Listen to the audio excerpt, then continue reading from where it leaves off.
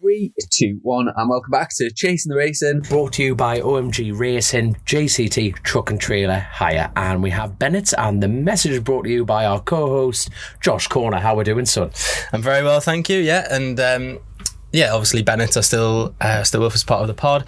The Bennetts experiences, which was obviously spoke about before, they are going to be happening again this year. Brilliant. Rounds 3 and 4 of the British Championship are live now, so you can book for rounds 3 and 4. Obviously, I think you can still book rounds 1 and 2. I think there's still spaces available. Amazing experiences, the pit perch experience, the garage experience, and also like they do some stuff trackside as well. If you're a Bike Social member, get involved or get signed up on the website. Great opportunity. Brilliant. And our episode sponsor, which kind of ties us off lovely into our guest here. Yeah, so this the episode sponsor for this one is Oliver's Mount Racing, yes. I think for a second, yeah, Oliver's Mount Racing. So Andy Hayes and his team have come on board for this one, which is really nice because we're actually sat at Oliver's Mount race circuit at this very moment. Totally on the piss, by the way. So I think everyone's just leaning into each other, and I think this is a perfect opportunity to introduce our guest, the best thing to come out of Wales since Catherine Zeta-Jones, Ian Lougher. How the devil are we? Very good, thanks. Yeah, good. Have you ever been compared to Catherine Zeta-Jones before? No, I think we're a different shoe size, but maybe Tom Jones, I'm not sure. I love it. You see, I put that in power order. Catherine Zeta-Jones, Ian Lougher, then Tom Jones is 100% in that power. But I tell you what, it's an exciting, because we are here at Oliver's Mount, and we had a little bit of pre-crack prior, but you two are racing here. Yes. It's your first time. I was actually wondering on the way up here, I didn't know if you were riding or not, or just running the team. We will get into that into a lot of detail, but he's in a different class. There's a hint for our listeners, but we'll go into that, because I've raced Ian here in the Super Twin class, but he's here Dyson with a different flavour this time, and I'm generally looking forward to getting involved in that. But before we go down that route, how are you feeling about leading into it? I'm excited. It's actually a very weird feeling. So you know yourself, normally going to a race meeting, you know what to expect. You know actually who you're going to be racing typically as well. And I was driving here thinking, I actually haven't got a clue what to expect. And in a way, it's scary, but in a way, it's also very nice because I feel there's very little expectation of me this weekend. It's the first road race I'll have done. It's the first time here. Still pretty new with the R6 and the team and everything. So I'm really excited, and I'm just looking forward to enjoying riding around here. I've been a spectator for a lot of years, so excited to get around. Now, you've obviously, are you still the outright win lap record holder? Is that, I probably said that wrong. Wins. Yeah. It's something like 140 something now. I don't know. He knows fine well what the number is. I don't actually know. 141, I know it's 140 or something. But yeah, no, I've been coming here since 1985. So 39 years. So I've been here just about every year, I think, except for COVID and foot and mouth in 2001. So bloody hell, foot and mouth. It's a long time, isn't it? So now you've got Josh's reaction of his first time. How do you feel about going in tomorrow? A little bit different. Obviously, I know this track well, but there's not a sort of line around it. It's just hairpins and But there is a couple of places, the Memorial, that sort of thing. But it's I'm riding a CBR 600, which is one of our team bikes, owned by TMRR with the Frog Vehicle Developments, which is Mark Coverdale, basically. What a gentleman he is. Yeah, he's a great sponsor. He's fantastic. So I'm riding the 600. So it's the first time I've ridden the CBR 600 in 2 years. This is one of the new bikes, but they came out in beginning of 21, and I haven't ridden here on a 600 since 2013. So it's 11 years. But it didn't feel like it. It's just the thing of getting old, I suppose. It just feels like it was yesterday. You're not old for a start, hold on. It's just you may you may have something on your birth certificate, but you're not. I've had the privilege of racing with you, and you race like a 21-year-old discovering boobs for the first time. You just ride like a madman. I love it. But tell you what, quickly going in the technical side, when did the what year was it when they changed? Sorry, when they stopped allowing thousands to race here? I think there was a bike crash in 2017. Was it? It was the Billy Redmayne incident, wasn't it? Yeah, that's correct. Yeah, maybe after. No, it was after that. Because it was a crash. It was Jamie Coward, was it? Crashed at the top of that is it Mountside they call it? I don't know. Yeah. And he went straight on and the bike cartwheeled and Into whatever. the crowd, yeah. That's right. I think it was stopped after that, which was 2017, I think, 17, I think. Because it went for, so they restricted the classes, so the now premier class, the fast class, is the 600 class, so you're in the, the top class for the thing. So, when they brought that rule in, what was your opinion on that?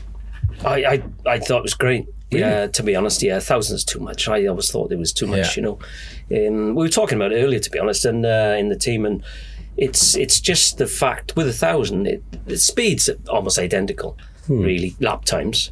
But with 1,000, they get out of control because of the torque, You lean back a little bit, next minute, the thing's in the air wheeling, and then you lame, trying to grab it over the front, and the throttle goes back, and then you're gone, with a 600, they're a bit more revvy, aren't they, and easier to control, But it's definitely brought my opinion on it, the little that people care about it, but you corner harder on a 600.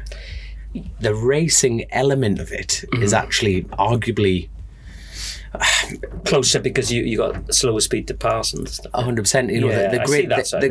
The grid is smaller, but no, I think if they didn't make a change, Oliver's Mount wouldn't exist.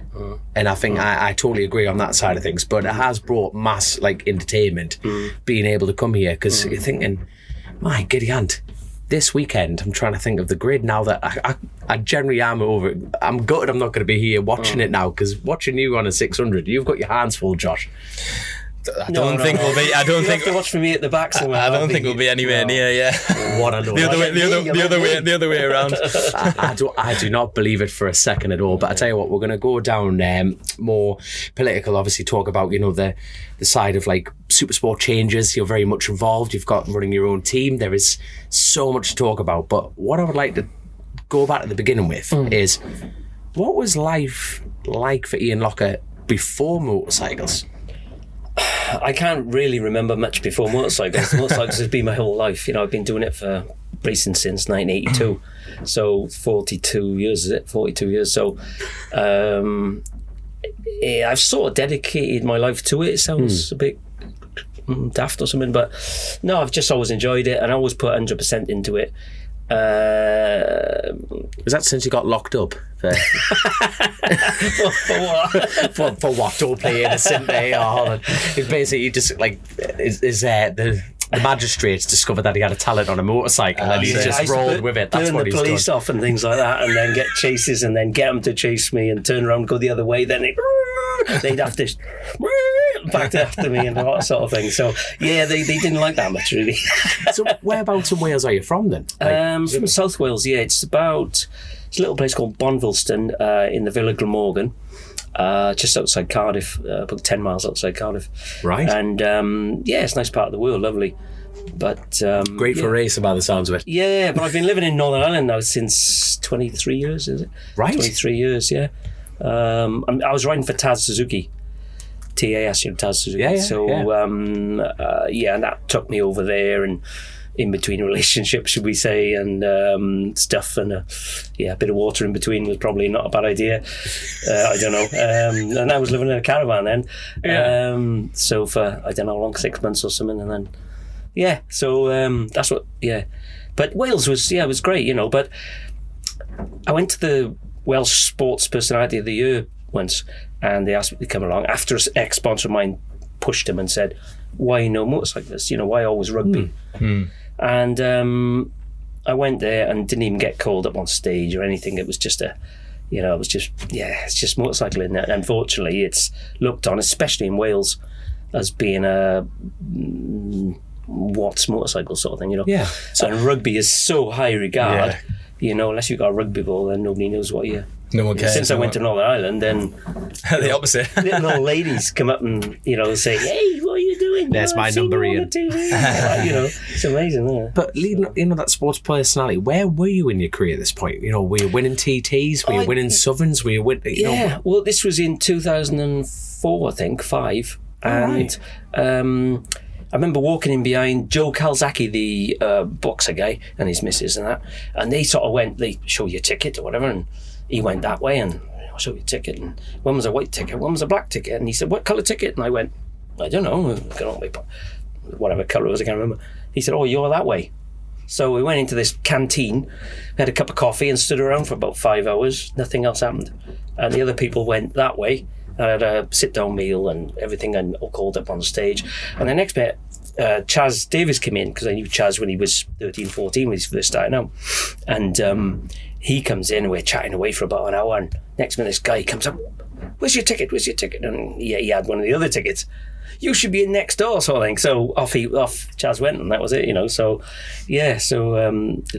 just how it is. But anyway, I waited there till 11 o'clock or something. We weren't going, not even an interview or anything. So I ended up saying sod that. So I didn't go, I never got invited back or anything. It was just pointless. Because I was living in Northern Ireland by this stage. I only won 6 TTs by that point and never had to mention anything. And still, that's how it is in Wales, It's just... it's just my next door neighbour didn't even know anything, so it's just how it is. Mind you, I can imagine 2 Strokes revving up every day. You're Neale and you find well who you bloody were. I'm telling you that for a fact. Like that. True, There's bloody Ian again. So when you started racing, then what was it short circuits or straight to road racing or? No, I didn't even know what road racing was. I just wanted to be a Barry Sheen, That was for me. That was Barry Sheen at that stage was he was still racing. He stopped in about 84. I started in 82. But he's just an icon. He was icon for the next 30 years, really. Yeah. Probably still is. Oh, yeah. I wasn't interested in road racing, to be honest. And it was there was a guy who helped me a lot in the beginning called Clive Watts. And he helped me a lot, give me a van. But I had to go and, after finish work, go and rub the coaches down. He had a coach business, with fiberglassing and all that sort of stuff every night. And then he'd allow me to repair my bike, which is smashed up every week because I was crashing. I was winning or crashing, Yeah. And I've just got this great image of the buses being shot. Just the in cars. my hair. I had hair then as well. The bike would have been immaculate, and all the other products would have been shite because he's more looking at his bike, getting that ready to go.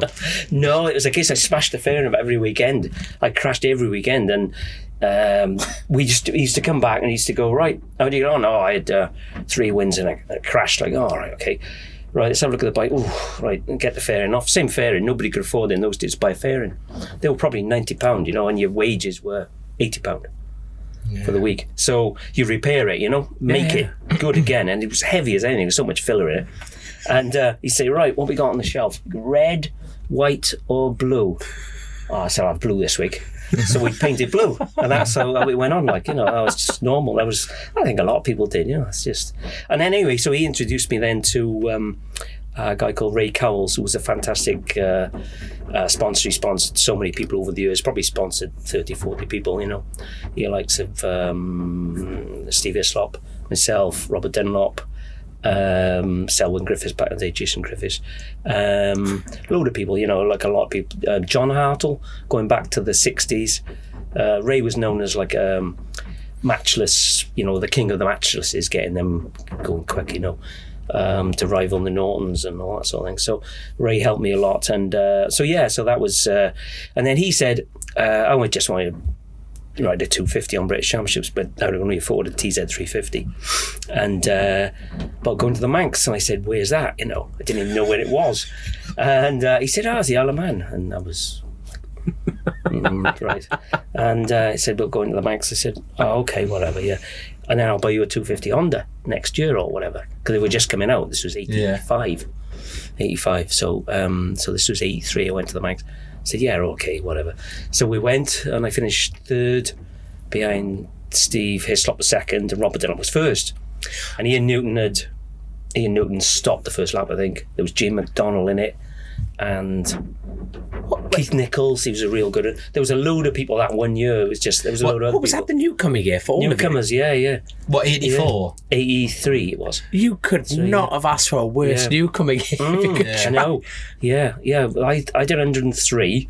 Robert did 105, and Hislop did 102.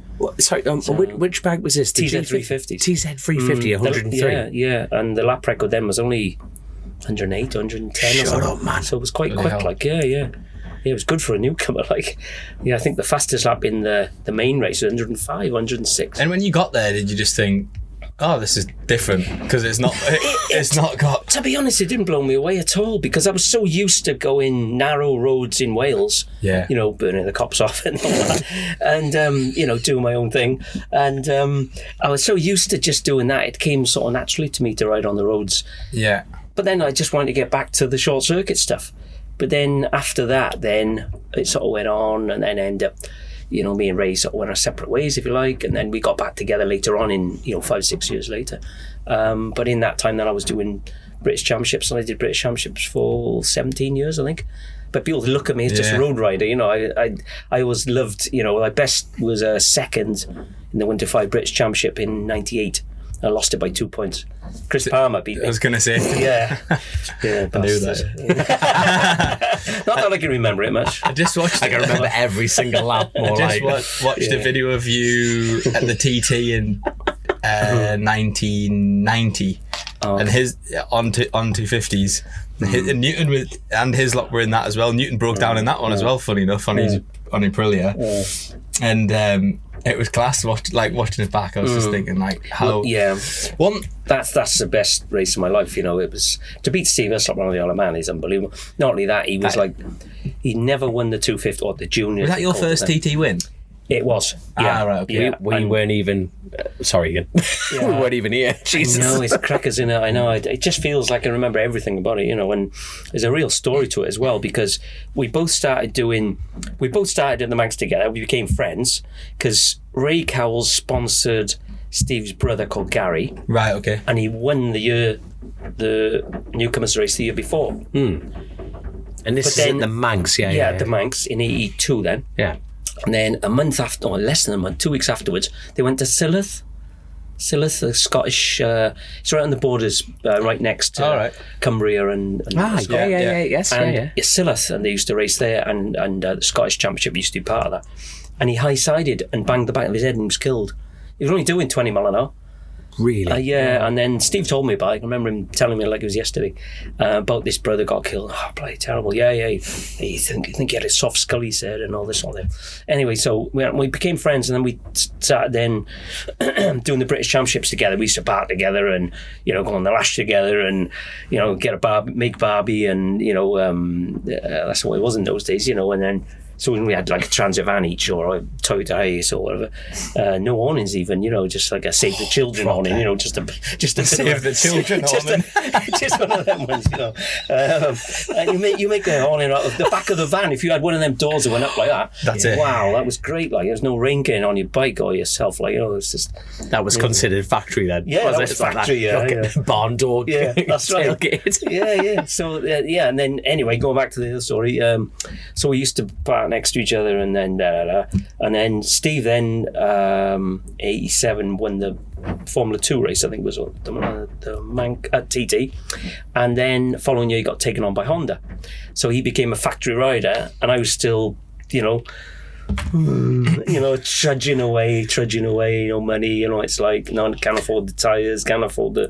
What were you doing for a living, you know, to fund this, you know, as a privateer? I was a tractor mechanic, first of all, agriculture engineer. Then then I went to work with my dad and my brother. I was working on building sites as a hod carrier, basically. I was as fit as whatever, those days. And then I went as a lorry driver after that. So I was doing that so when I won my first TT, I was a lorry driver, and 2 days after, I was back driving my lorry, and I bought the motorcycle and he was on the way to work, sort of thing, and I got in, you know, how'd you get on your holidays in the Isle of Wight, they said. You what? How'd you get on your holidays in the Isle of Wight? And that was, because it's in Wales, you see. Yeah. I just was like Cardiff, and I said, Isle of Man, I'm on holiday. Oh, wasn't it? Oh, here's your notes. Get going, sort of like. Right, okay. So I'm driving on. I stopped then. I looked at the newspaper. There's me on the front cover. And I think, unknown hero, stunned stars or something. Down almost 118 on 250. And I was, what? Was that me? Is that really me? Oh, better keep driving. You know, that was me driving again after 2 days. 118. Yeah. It was just an unreal story, really. Yeah. What year was this? 1990. I've done 119, and that's now. On a 600? No. On a 250? On a 600, have a word with yourself. You know what I mean? Well, I was really thinking what you're on about. But No, on a 250. I did that on a TSR. Like John Chapman, you know John Chapman, you've done his, you've ridden his MVs and stuff like that, but no, I did 119 on one of those. Wow. Bloody hell, I didn't know. That's not wow. Hold on. 1990 you were banging out. Yeah, I know. The lap reg was 114 dead, and it was Eddie Laycock. So Eddie Laycock was, to me, who I ride for now at the Classic, I was going to say the Classic Manx, whatever they call it now. Junior Manx, is it? Lightweight Manx. Oh, and them lovely Yamahas he's got them too. Yes, you and Mike Brown got on the podium at the same time, didn't you, at the Classic TT? Yeah. So Eddie was third in that race. Steve was second, I was first. And it was Eddie's lap record. So it was no slouch of a lap record, 114 dead. And we took it to 117.8. So it was 38 seconds we took off a lap record. That's the second a mile, isn't it? I know, it's mad, isn't it? But we were both doing European Championships, you say, British Championships, European Championships. And like Steve was, of course, factory rider, you know, qualifying pole, qualifying third and so on like that. And I didn't do a full season, I did a handful of rounds. But he was better than me on short circuits, and certainly probably better than me on roads as well, you know, in the bigger bikes, absolutely. But I was still sort of, you know, like, again, doing it still out of the back of a van sort of thing. But it gives you determination and gives you, like, I want that sort of thing, you know. And we'd been friends and still friends. We were still friends. But and then I was like almost failing to qualify at the European Championships. And then when we got to the roads, it was just easy. It was so easy compared to everybody else. It pushes you on that much. Yeah. You know, like it'll be interesting to see how Rory Skinner gets on this year. Because it makes you ride that hard to be up there, you know. It's like going back to club racing, it feels. You can just beat people easy, you know, when you've done British Championships. That's how it felt to us. We were just on another level. You know, it was just like every corner was like we were at Jerez or somewhere. Yeah. It was just mad, isn't it? But, like, prior to that, though, 114 mile an hour lap. Now, that's like me getting on John's M1000 RR and going, I've got to beat 136 mile an hour. This is similar, isn't it? That is exactly what we're talking about here. You've done 114 to 118 in 1990. It's bonkers, isn't it? What? How? Yeah, I know. Even I can pinch myself now sometimes. You know, and the hardest thing is though the next year and the year after that, and then as soon as you don't do it, people go, "Oh, it was a one-off." It was a one-off, and then you've got to be mentally strong. Because it took me another 6 years to win my next TT. That was the hardest part of my life, you know, because that is hard. People talking behind your back and smiling and giving jabs. That bike was big bike, or it was this, or it was that. And, you know, I had the thing at the time they said, that was running on blue gas, that bike. You were allowed blue gas. Blue gas in the time was like 110 octane or whatever it was, you know. You were allowed it anyway, so Islop was on it. I wasn't. I bought mine from Cardiff Airport. Avgas, you know, which is what we run on now. Yeah. So you're allowed it. It was about 2 years after that they stopped allowing it, you know, because it was very expensive anyway. But we never ran on it. But, you know, like, you know, you're talking about a win at lap times. Were you all consistently banging out the 18s, or was it quite... No. The first lap we did, I think, was almost 114 off the line. We were never with more than 3 seconds apart. And they made a big thing about Steve's bike because he's mechanic. Because in those days it was like a screw-on cap. We both had screw-on caps. Nobody had thought about putting it was the following year we designed a cap that we did a flip-up cap, you know, like a Monza cap. Yeah, I was about to say, have you designed the Monza cap? Well, I didn't design it, but I had the idea about it, the flip-up one, and on the 250. The guy in the Isle of Man made it while we were there, like. Right. Yeah, and anyway, so they made a big thing about all won and lost on a. Because his mechanic dropped the cap, but it didn't go. It sort of dropped just down like that, and they had to pick it up again and go again. But my brother was doing mine, but he cross-threaded mine. But of course, you're naive and green, so you don't know how to tell people about it. You just shut up. So he had to take mine off and go back again, you know.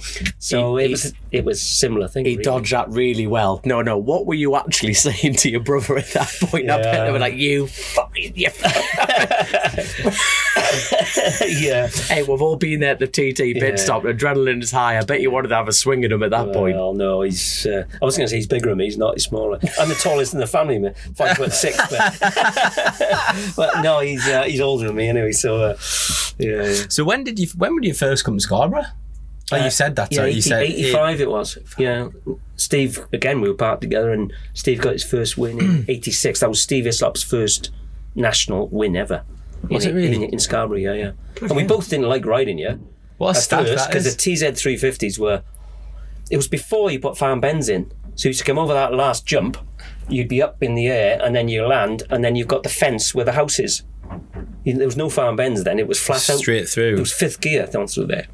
So it was quick, like, and not only over the jumps as well, those bikes didn't handle, like, you know, the TZ 350s in those days, you know, long. You've seen the length of the shocks on a TZ. Well, those days, nobody rebuilt shocks or anything, you know. Like, and that's another thing I was thinking too recently. You know, like we were saying about the 250s in 1990, nobody put an Olin shock or anything on it. They were standard shocks, standard forks. Not upside down forks even, you know, anything. Nobody changed the springs even. It was unreal, you know. There were no dynos, so nobody went to the dyno and got more power. There were no dynos then. It was amazing. You like, just just rode it, you screwed it in, thought, I've always been the one that bounced in on the shocks and that. All right, I could maybe do a harder spring or something. You could get a spring, but that was about it, you know. Class. So, yeah, it's just amazing. Really. Do you think Class. that because it's like a different generation now, isn't it? And like lots of people are just not involved in the maintenance or running of their bikes at all. Do you think that had a big so being able to look after your own bike and do that sort of thing, do you think during that period had a big advantage on your career? Yeah, I think because I like, especially with suspension, so I like to think about the physics of it, what it's doing, and you know, with the engine side as well, I've always been able to work on two strokes and stuff. Not so good on four strokes, but I've always worked on two strokes, and I think it teaches you a lot, and it makes you mechanically sympathetic. Yeah. You know, even now with the four strokes, you know, just hanging on to the clutch a little bit when you come down into a first gear hairpin or something, just to not lock the wheel and stuff, you know, whereas a lot of riders, because obviously I work with, you know, a lot of younger riders now with a team and stuff, and we have been doing a lot of PSPs, not doing so much now, but you just say, hang on to the clutch a bit, you know, when they had a clutch. Now they got auto blip and everything. But when you had a clutch, you just, what do you mean? Well, you just hanging on to it so that you don't go bang, bang, bang, bang, bang, you know, so the engine then go, you know. It's funny that, you know, so. We had I work for Norton and we were with, long story short, we're out for dinner the other night and just this week, and we're chatting to some of the technical guys. You know, Brian Gillen, he was at MV for a long time. He's at Norton now. He's like the most interesting guy I'll ever talk to. He's so good. And no offense to you. No, not in that. He just has all these. He's a great guy, very passionate. And we were chatting, and one about engine braking and stuff, and we said, like, you know, kids now, because they don't ride two strokes, so what's the like universal way to say I would like more or less engine brake, and you're like, more four stroke or more two stroke. Like, how do they communicate that now? Because they wouldn't have ever ridden two strokes. Yeah. And like we're talking about this for about 45 minutes. Thinking, like, what are they saying? Yeah, it definitely teaches you. I think if you had in those days, like I remember doing a European Championship at Donington, 89 it was, and I was riding against Caparossi. So in those days, like, you know, I had one set of tyres for the meeting sort of thing. You know, we couldn't afford anything else. You know, he turns up with a truck and four mechanics and two bikes, and you go in, right, and he used to have a little neckerchief around his little, in the beginning, little neckerchief, and he was, you know, he's tiny, and he won the race, and we were on the way home. I finished 18th, I think, and which wasn't bad, you know, because out the back of a van on your own, and two of my brother on one side, and we're driving on my mate, and we were looking at each other and driving. We were all thinking the same thing. We looked at each other like, how did he do that then? What? Well, he's 16. How did he drive to the meetings on his own? You know, because we had to pass a test when he was 17. I was quite young starting. I was 18. I was quite young in those days. How did he pass it? How did he get to the meetings? His dad must have taken him. You know, we had none of that concept of anybody, certainly in this country, would ever started before... You could drive. Yeah. You know, so we were like, how did he get there? What year did he start? He's just won the European Championship when he's 16. Mad. Did he ever get to the 15 bottom of or that? 16, because the following year I think he won the World Championship. Yeah, it was either the following year or the year after that he won it. Straight 90 or into 91. in a 250 or 125. 125s. Yeah. But he was like Team Italia or whatever, like top stuff and top people behind you, What age did he start then? Do you know? Did he ever get to the bottom of that? I don't know his story, no. No, he probably started he must on little mini bikes, but in this country there was no mini bikes, nothing. No, but if that was later on, really. That wasn't it? Yeah, but that's a good point, though. It's a bit like it all seems like such a modern thing that you've got to be world champion at 6. I know. But I hate that thing, and people say, "Oh, yeah, yes, because you're old." And no, I didn't. I think it's a man's sport, and I'm going to offend a lot of people now when I say this. I agree. I'll offend them with you. I totally agree. Because you put in somebody. It's like a monkey giving a monkey a machine gun, isn't it? It's like, you've got to be a bit sensible. They're 120 mile an hour bike, an RS125, should we say, or a Moto 3. It's 130 mile an hour bike. Yeah, easy. You could hurt somebody else, and yourself. And you got like 12-year-olds running around. You think about it, really. It's a bit, I shouldn't say that, but like a lot of people. No, we've talked about that a lot on here because for that reason, also you get worn out. I think it's a man's sport. When you hurt yourself, you get to learn what is hurt, don't you? Yeah. And then you step back a bit. Oh, hang on a minute now. Put the hand in the fire or whatever. You break your wrist and your bones are sticking out and you think, oh, that hurts. Yeah.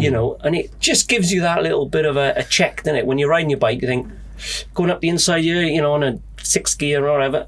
Yeah, you have to have a little bit of sense, and I'm accused of being too old or something, but that's my thoughts on it. I really agree with that. I think I've noticed recently that, so I've raced from being 6 to 18 and then had a break for a few years. Still rode bikes and stuff, but haven't raced competitively for a few years.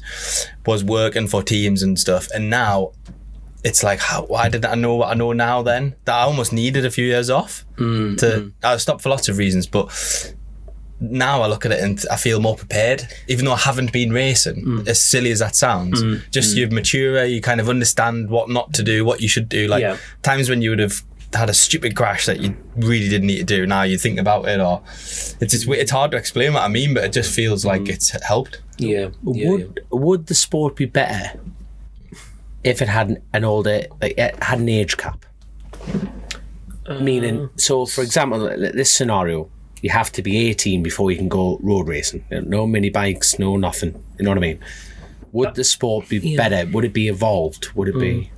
Yeah, well, I think in Ireland, I think you've got to be 18, haven't you, before you to do a road race. To do a road race. I think so. Yeah, I think so. You can go be at least 18. Yeah, you do. Yeah. I get what you're saying, and I agree. Scenario, the scenario. I agree to a certain extent, but there's two arguments, isn't there? Because you could say that if you're given the equipment in the right way at an early enough age, that it could make you safer.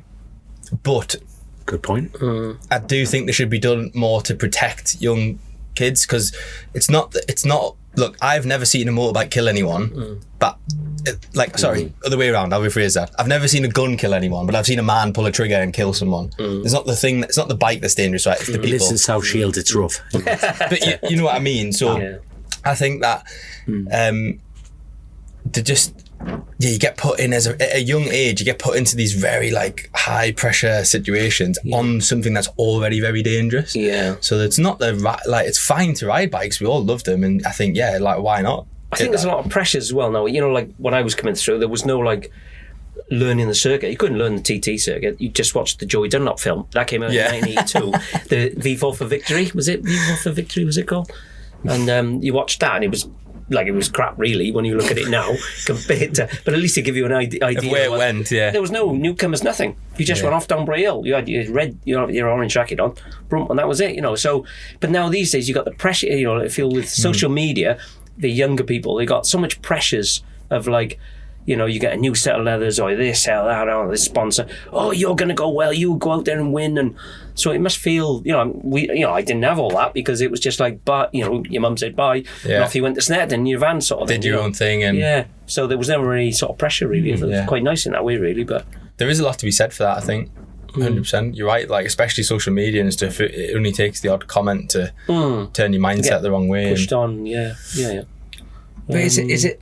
It's an interesting concept, that, because it's when I learned it, it's like you say with YouTube and everything, there is that element of you have to be quick straight away.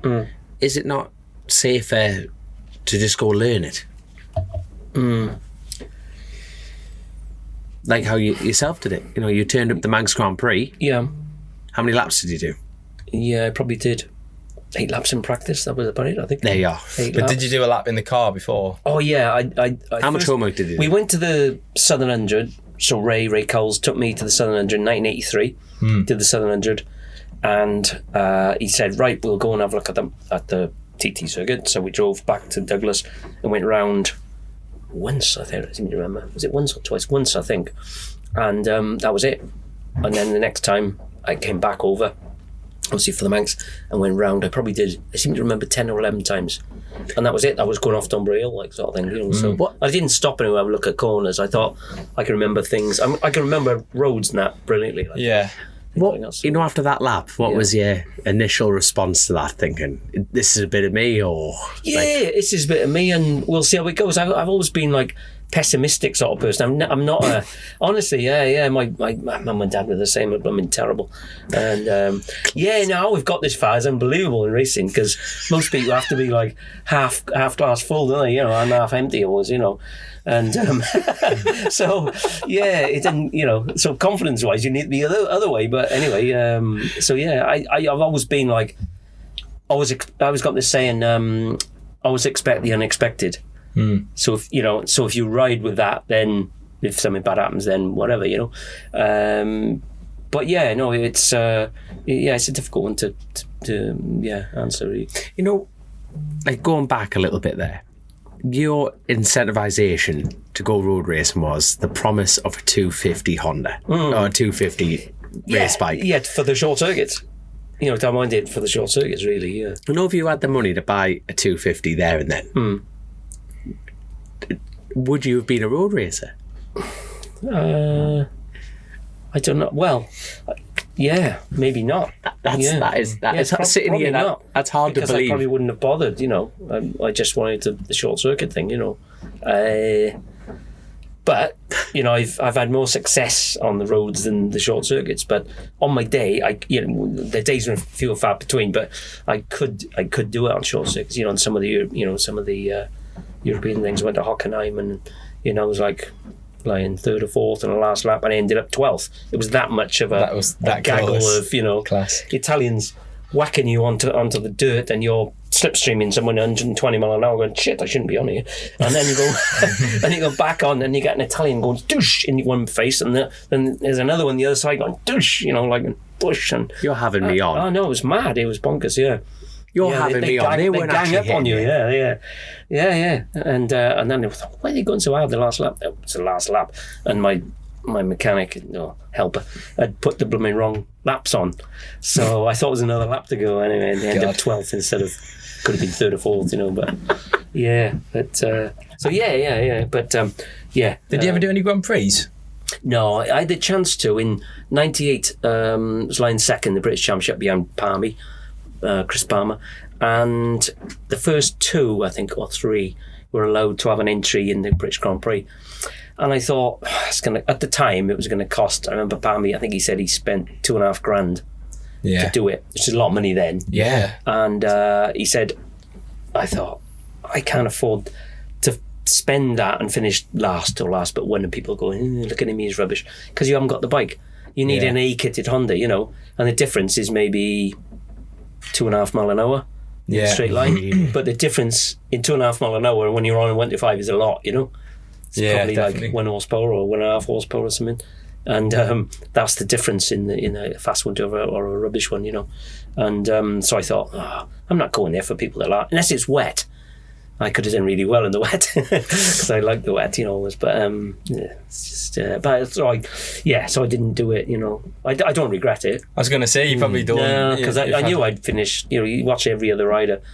Just a box ticker and British exercise. Rider. It's sad because you haven't got the kit, you know. If you're Spanish or Italian or maybe Japanese, you've got all the kit. Yeah. Price comparison. What would have an A kit cost? Oh God! At that point, I can't remember.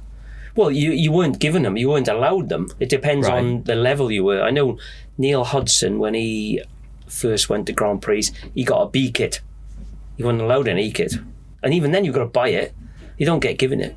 So, yeah, you've got to buy it, and you're only allowed, there's only certain ones get an A kit. So you get factory riders, then you get an A kit, then you get a B kit, and then you got your standard bikes or whatever you could get hold whatever of. you could get hold of. Yeah, That's disgusting. But how much would in the like mid 90s? How much would a brand new standard Honda RS125 have cost? Mid 90s. Oh, probably the first one we bought in '89 was a £4,700.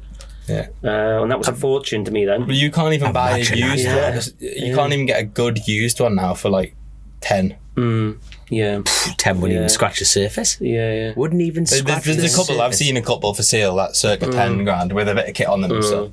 Well, I was gonna retire, to be honest. In the end of '88, I had a terrible year. I tried to do everything instead of doing one bike properly. I tried to run about 4 bikes. I was always riding 125s, 500, 250s, or whatever. And so much money, and you can imagine, and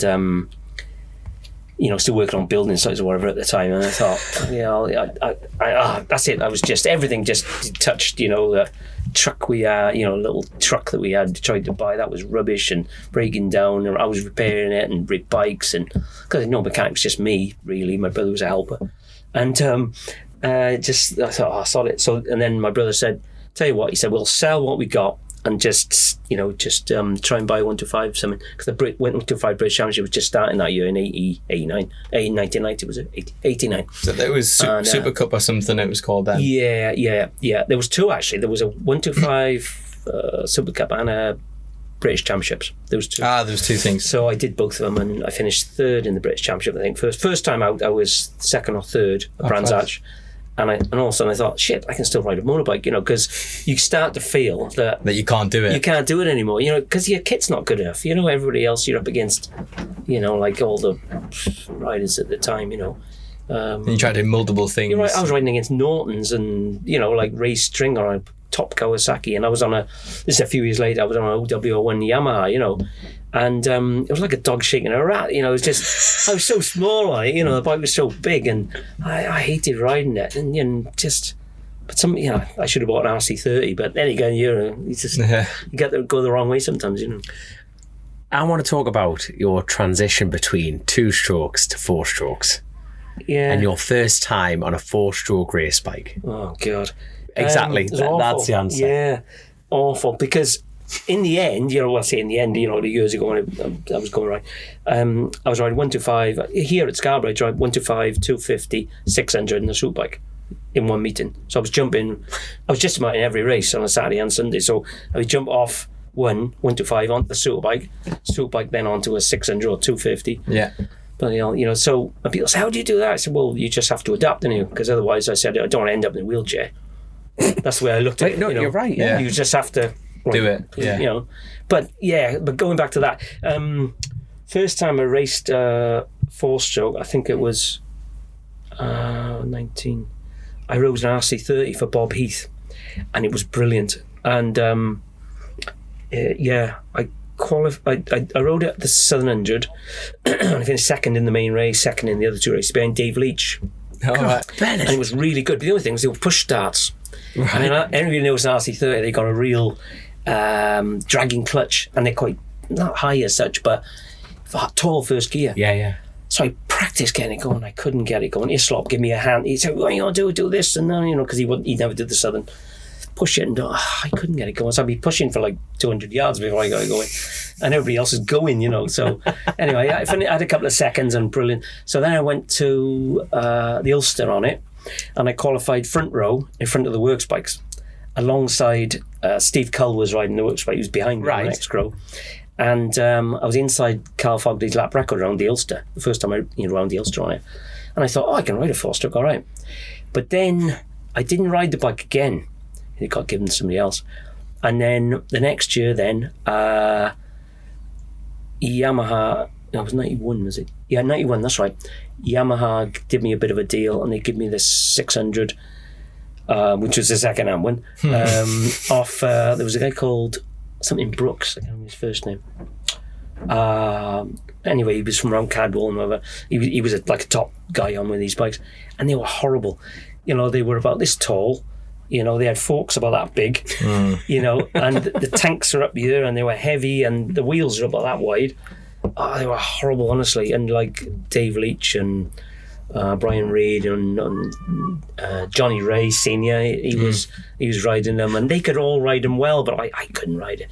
I finished about 12th or something like that at the TT, you know, but I was scared shitless on it, and I thought, oh, sod this, I can't ride a 4-stroke. And I put it out on my, you know, I tried and I couldn't do it. And then there was a gap then of about, when was it? It seemed like forever until I rode one for 99.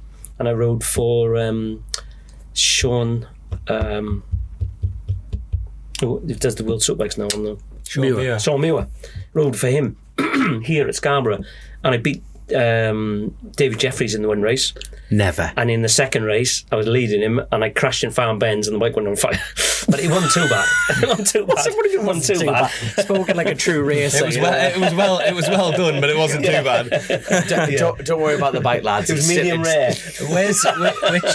Which is farm the chicane? You don't want to know. You don't want the end of the lap. Yeah, the end as it comes down in there. So, but yeah, and then all of a sudden I thought, gee, I can ride for it. But they changed. You know, the forks have got bigger, the wheels have got wider. A race bike, they become a race bike, and I loved it then. And that I went on from there. It was all right then. Yeah, but was you loving? I wasn't loving them like a 2-stroke. No, I was jumping from that then onto my 250. 250. Well, you've ridden them.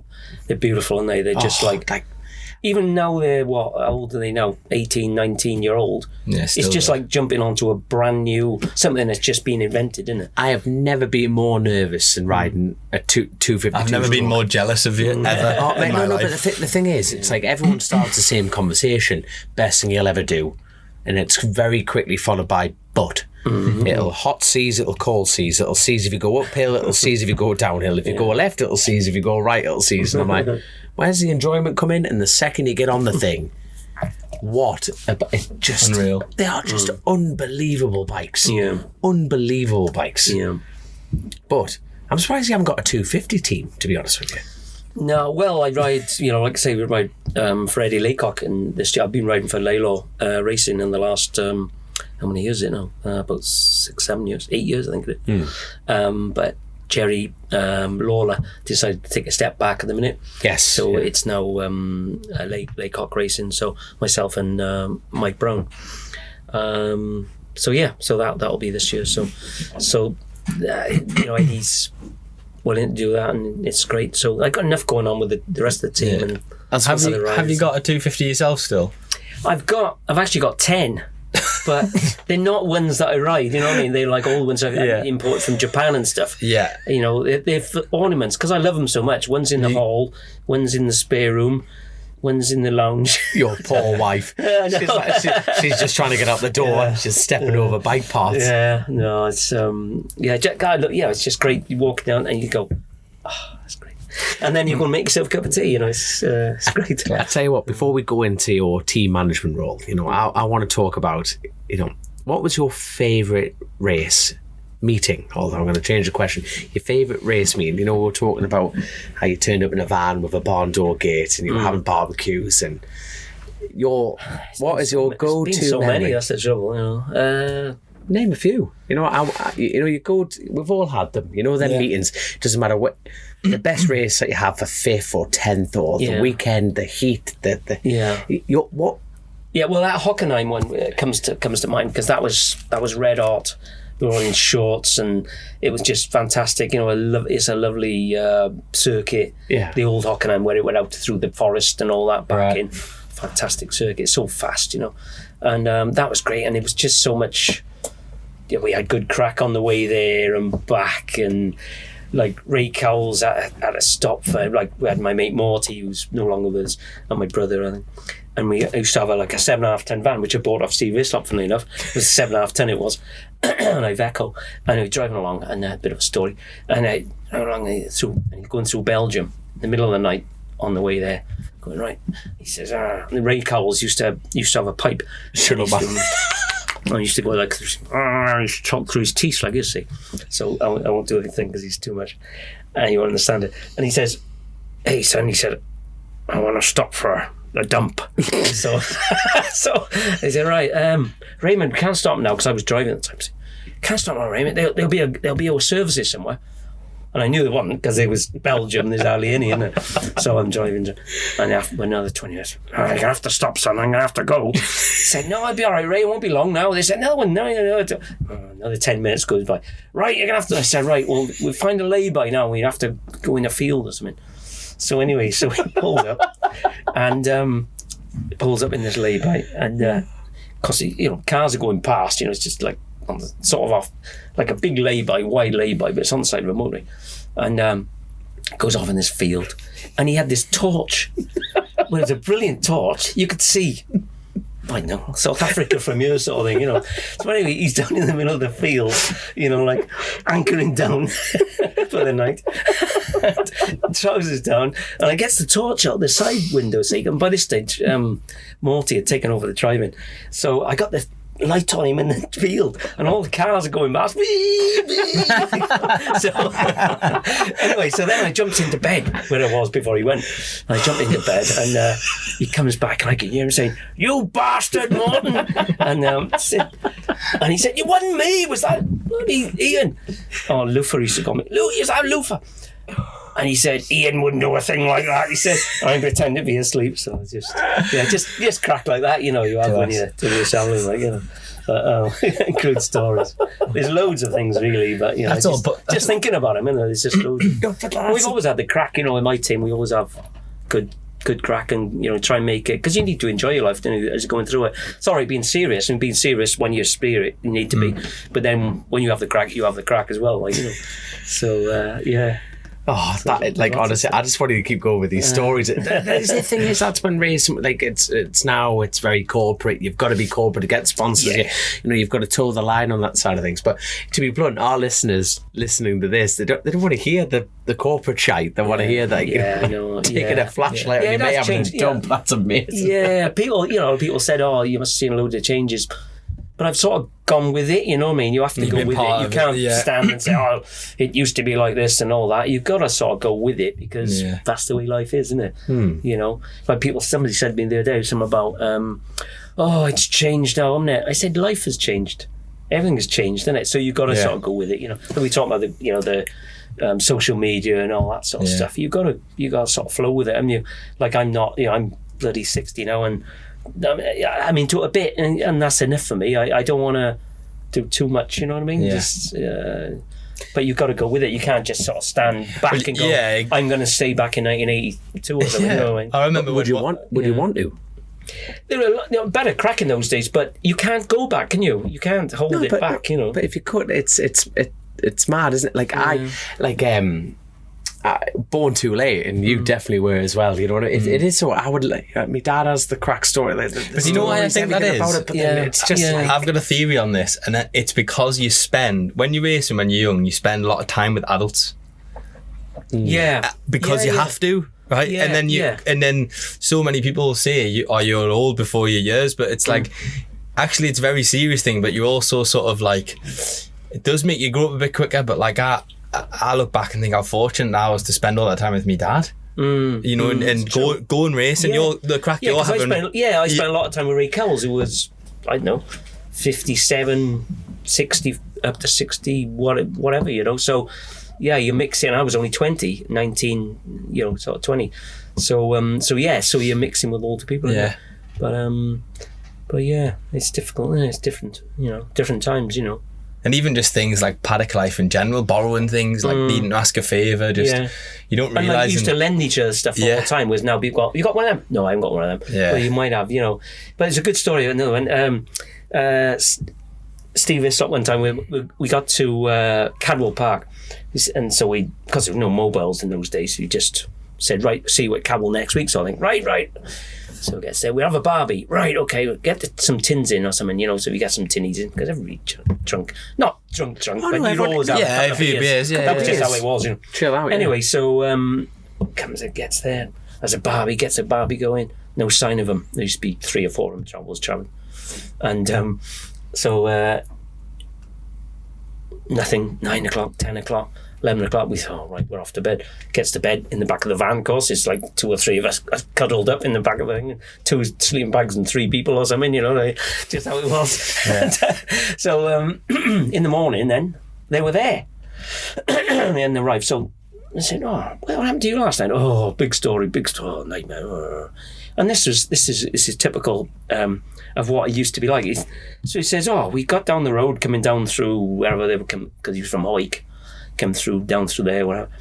And the next minute, the engine went kaput, crank on. Nightmare in the middle of nowhere. So he said, "What do you do?" We said, "Oh, well, walk down the road, knocks on this house, ding ding." This guy comes to it was about, I think it was 10 o'clock at night or something. And he says, "What's the matter?" He said, "Oh, don't suppose for a breakers on here, car breakers." And this guy goes, "Yeah." He said, "Where?" He said, "Me, I've got one." He was an engine breaker. He was a car breaker. No way. Man. Yeah, he says, "Just down the road here."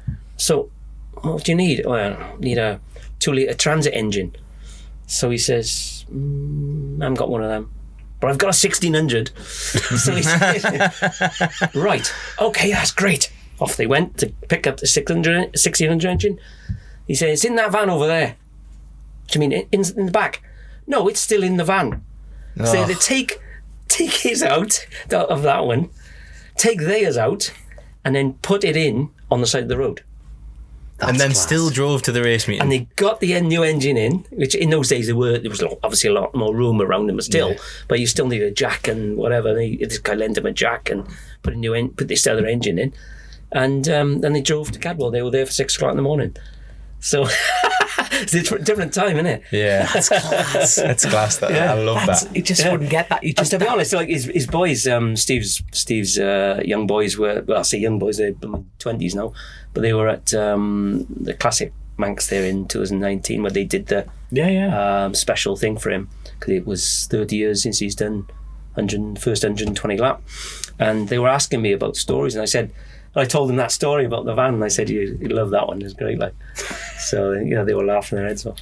And you race against the Dunlops as well, and that's a frequent question on this side of things. But I'll tell you, I'm going to ask Chrissy's question, like kind of in the middle of all this. And, it's a bit like if you don't want me, by the way. So chairs, don't worry about that. But it's a bit if you could bring back 3 people for a night out, who would you bring back? Well, 3 people.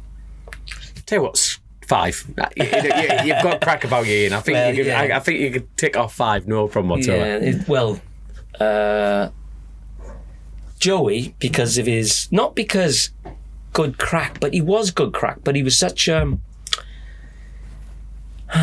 could you describe? You can't really describe Joey Dunlop. He was just sort of a lovely person, but he wasn't in your face. If he didn't want to talk to you, he'd walk past. But when you were doing something else, and you were doing, he'd appear and start talking, even help you, or he was just a lovely person, really. But he didn't want to, like, if he was busy, he didn't want to even talk to anybody or anything. He was quite a private person. But you got to, went down the pub and you had a beer or whatever, you couldn't stop him talking, type of thing. Really? But that was when there was a close knit people around. He wouldn't be the sort of people, loads of people coming up for autographs and all that sort of thing. When there was just a couple of people, he loved talking about the bikes and, "Oh, your bike's quick," and all that sort of thing, So you're the one with a factory bike and all that type of thing, He's a good crack, But so him really, because he was such a lovely person.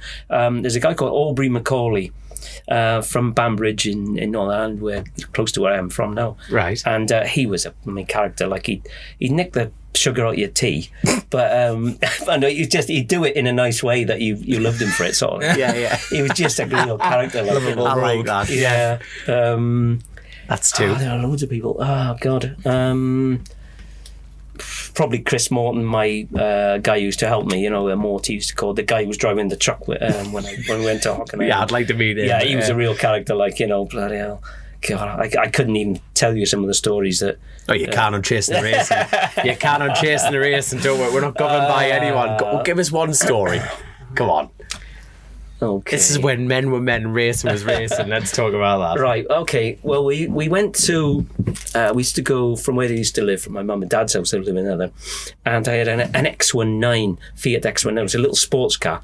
But don't think it was any nice sports car. Well, it was a lovely little sports car when it was new. But at this stage, it was already 15-year-old, I think. So it was pretty beat up, and they used to have little pop-up headlights. But the one was down and one was up, and because they used to have a little motor to bring up. Anyway, it was like that. And the suspension was gone on the front of it, and the engine was like just behind you.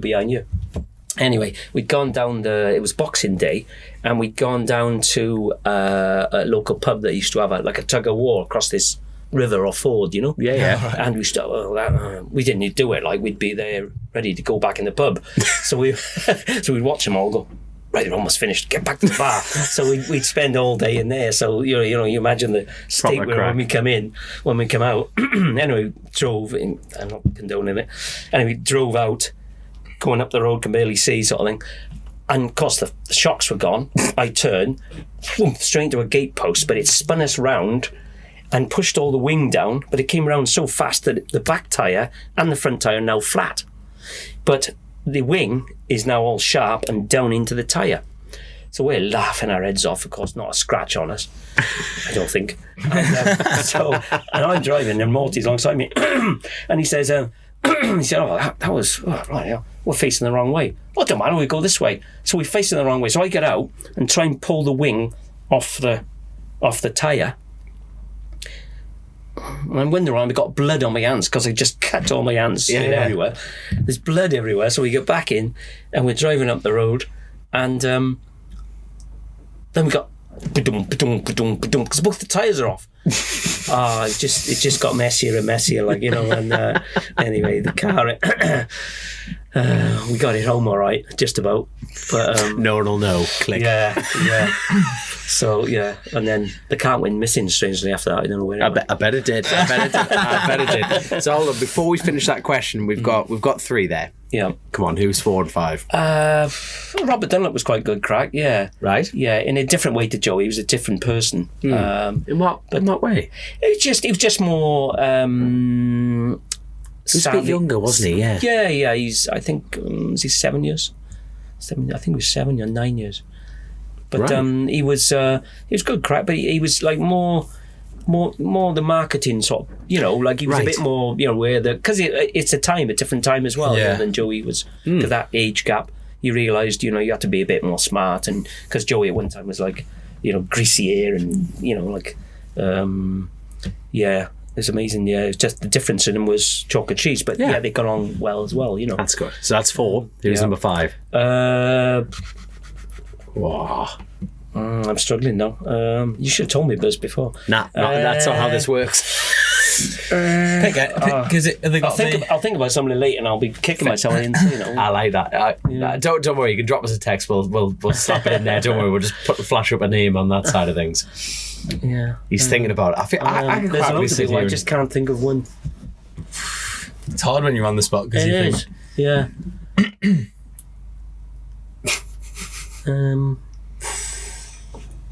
See, that's a good. I'm not being funny. That is a great sign of proper great racing. You know what I mean? Or old ageness. No, don't be that. No. But the thing is, it's mad, isn't it? Because people don't realise, you've got to have the crack, the giggle. You've got the fact that you're jumping in a van and going racing at top end events. That's just all part of it, isn't it? It's not just actually the riding the bikes. Not the riding the bikes, is it? No. I was saying that to someone who came up to Grace's studio, and it was just like. And they were like, the wife came along with the husband, and they're like, I absolutely love it. And I don't know anything about bikes. And it's like, actually, when you think about it, the bikes is 10% of it. Yeah, it's just you know what I mean. The actual racing element is only. Yeah. It's the crack. It's the element. It's sitting down. It's being absorbed in it. You meet friends for life, and it's just. That's right. That's what the pod. It's the common denominator, isn't it? The bike racing is the thing that we're all interested in and gravitate to. Brings together, yeah. And actually, do you not think as well? I think within racing that the age is relevant. Yes, it doesn't matter. You could sit in a pub with anyone from 18 to 60 odd or whatever. It just doesn't matter. Yeah. Yes, different things have happened, but you could ultimately sit and have a conversation about something. Yeah. That's what but that's it. But the thing is, you haven't actually. Leading on to my next question is, you've kind of defaulted it in a way because you're still racing. You're out. You've already said earlier on that you're out racing one of your new 600s, getting it ready. But what's it like being a team owner, running people, like putting lads on your bikes? Yeah, it's good. I enjoy it. I enjoy that side of it. Sometimes it can get a bit frustrating and annoying, and because everybody's different. And you can do it, so you're like, yeah, it's not so much that, but it's like you just want to give my experience to help riders go along, and sometimes they sort of know more than I do, well, so they say. Yeah. So, and then that's annoying, and I just sort of lose heart with it then, a bit. Yeah. But generally it's good, it's good. But it's interesting, exactly what we were saying there about the personalities, that's what makes some people are so dedicated, so thinking, and you say to them, I want you to write a track map down, especially BSBs and stuff, right, okay, yeah, and they do it religiously, everyone, because I say, well, I want to know what gear, and just tell me about the corner, is it this or that, and then that way, then they'll remember stuff, and they'll come in and go, if I hadn't written that down, I'd have forgotten to tell you about it's running wide there or whatever, And I go, oh, that's good. And you say to another rider, exactly the same age, whatever. One time we had like a 15-year-old, 17-year-old. I'm not going to name names. And the 17-year-old was just interested in wheeling his push bike around the paddock, and he went backwards, whereas this other rider went forwards, because he was writing everything down and he was just wanting to learn. He just wanted to absorb everything. Whereas the other one was sort of, I don't know what he was doing it for you, really. Yes. Sad. But anyway, so it's difficult. It's not easy doing it. And if you speak to anybody like speaking to Rutter or whatever, he said, "God, I didn't realise how hard this is." So hard. That's actually very good. That's actually very, very good, to be fair. Yeah, it's hard riding and doing your own team as well. Yeah, because it's certainly harder than just riding a bike. But even saying that, I've never just run the bike. I've ridden done it all anyway. I've ridden, and done my own team more or less all of my life, really. Because we're having a bit of crap pride because your first step into supporting someone was Ollie Linsdale. That's right, in the BSB, it was, yeah. On the roads, it was Mark Buckley in 2006. And 2008, then I went to BSB with Ollie Linsdale, was the first one in stock 600. Yeah. I tell you, one of the hardest challenges, as you've got, Mark over there, and you're always trying to attract people into this sport. And there's always the danger element. We can't get away from that in road racing, and that that is the draw of it. But how was your attitude actually supporting someone on the roads? Because yourself, when you're on the throttle, like all of us are, you know what I mean? You know your responsibility as a rider. You know what you're doing. You know what risks you're putting yourself into. But when someone comes up to you and goes, "Ian, can you help me out on the roads?" What was that like for the first time for you? Was it? Yeah, a bit worrying, I've got to be honest, because Mark had one crash at the Northwest coming up the chicane, actually just a silly little crash, turned it on its roof and whatever, but it was, a little bit worrying in the beginning, it was, but I was still, obviously riding myself as well, and as well as just riding the bike, whereas now I'm sort of more focused on just doing the team thing. But I think the thing is to try and make it as safe as possible. I've always tried to cover my base. That's probably why I'm still here, maybe.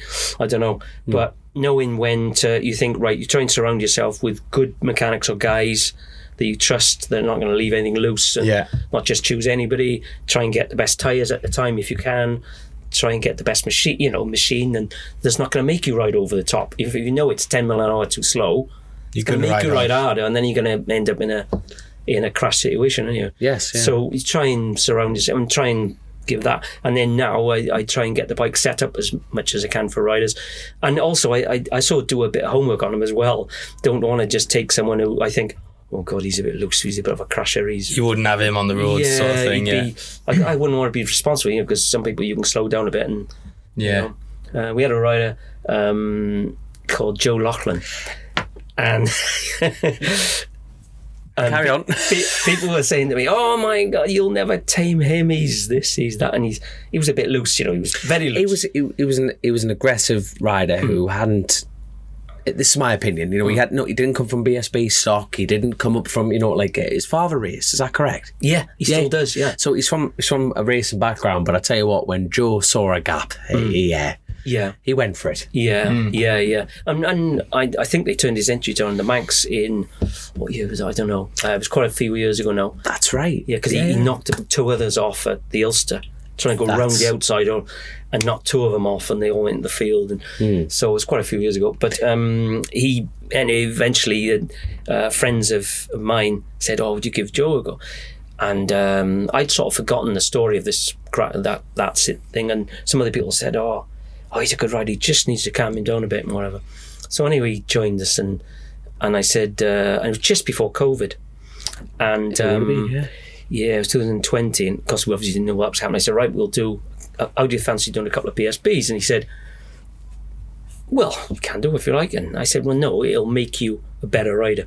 It'll teach you that every time you go around a lap, you just can't let the brakes off and try and outbrake everyone. You know, Jeremy McWilliams, Lee Johnston, you know, all these guys, they're experienced, they can do it lap after lap."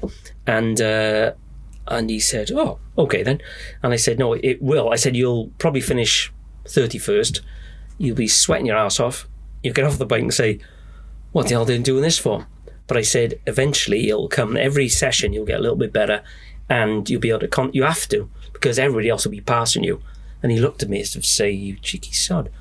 I'm not going to get like that." I could see it in his eyes. He didn't say anything. So anyway, we went to Alton Park, and sure enough, he was 32nd, I think. And then eventually he was 29th. And then I think he come out of the weekend, he may be 25th or 23rd, something like that.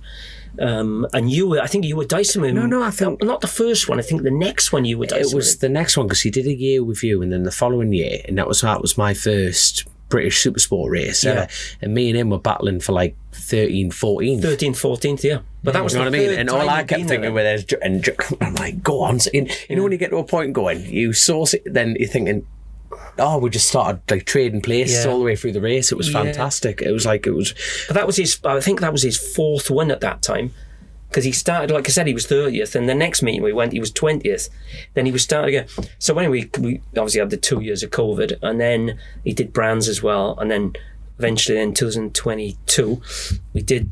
The plan was to do it before the Northwest, you see. So we did the Alton, and he finished diced with you or whatever. He went to the Northwest, and he finished 6th in the 600 race. And nobody came in. Which is very... Dyson went McWilliams, in front of McWilliams, you know, and other people, you know, don't get me wrong, I can't remember the others. You had R6s at that point. Yeah, that's correct. Yeah, you were running R6s. That's right, yeah. And which is not the best one in the world. It's a good bike, but it's not, you know. No. Anyway, so he finished 6th, and nobody, what I liked about it most, nobody came in and said, "Oh my God, he's a loose cannon, he's nuts, it was perfect." And he could concentrate per lap, you know. So the plan worked great, really. And then also he won the Super Twins race. Although it obviously got taken off him 18 months later, but we won't talk about that. No. Not that I'm bitter, but... No. But then, you know, your pattern got, like, you know, you and the team's pattern, you did win the race, you know, at that point. You know? Yeah. But when you think, was that his second time there, or was that his first? It's only his second time there, you know, like, and like, he started a young family now and everything like that. But as far as, you know, we kind of glaze over it a little bit on the show here, but it's like a bit like, you know, like raw natural talent. Yeah, Joe, he had the bit between his teeth. Have you come across anyone like Joe before? If you like that talent element. Yeah. There's quite a lot of different riders, you know. We had Connor Cummins riding for us. Victor Cox was really, you know. I'm looking forward to your T-shirt. You know your team IL. Because Connor. Clive Padgett did it. You know, when he had all the riders over the years on the back of a shirt. Yeah. I think you're going to have a bloody hoodie or something. You know what I mean? Like, I tell you what, one year we had 2014. Talking about that, it was going to be he was going to do a few rounds. Ended up he only did one round and about 4 tests with us. Was Danny Eslick from America. Oh, really? And he's won Daytona. Yeah. I remember him being over. Yeah, I remember that. That's right. And he came to Brands. Well, he actually, funny story, we were at Brands, me and Asa, my wife, and we were waiting at Brands for him to arrive. It was a cold, horrible day. And next bit he arrives about 3 hours late. And then, not that we were waiting for him because it was the day before sort of thing, this test. And he says, where you been? He said, hey man, he said, sort of shook his hand. He said, hey man, went the wrong circuit, didn't I? What? Went to Snetterton instead, because we were going to do Brands then Snetterton. He went to Snetterton first, got him the wrong way around. And that's sort of fella he was. He said, don't worry about it. He said, we're used to doing 28 hours drive each way. He said, it's only 3. Yeah. So to him, it was nothing. It was nothing. Yeah. Absolutely nothing. And he was mega talented in a great way as well, real character. He goes out in the test and he goes, it was a funny one. He put his helmet on and he was like all laughs and jokes, and he used to have this chewing tobacco. He used to like Clint Eastwood, a proper Texan kind of job, spit this stuff out, And anyway, so he gets his helmet on, and you could actually see the smile as the visor's coming out. You could see it disappearing, and the eyes were like, he was unreal. And he went out, and anyway, he qualified. We had him and Robin Harms. From the World Superstar, and they qualified like 6th and 8th or something on the grid, and there was 58 stars, and the grid was split by like 1.2 seconds or something. It was mad that year, and because it was on the short circuit of Brands as well. Yeah, I remember that. And he came in after the qualifying, and he said, and he had rubber marks up here and down the side of the bike, and everything. Said, what happened, Danny? He said, hey man, he said, I was on a fast lap. Come under this guy around the back of the straightaway, and he said I just had to get through. He said, and we're not here to make friends, right? So he was dead funny, and anyway, he went out and finished. I think he was 6th or 9th in the race or something, but he was real good. And then we went to Alton Park, and he went out behind Joe Burns. Right. And Joe was real hot at that time. Yeah, Joe was real good rider, Joe. Anyway, he didn't sort of go out behind him. I noticed he was about 100 metres behind him.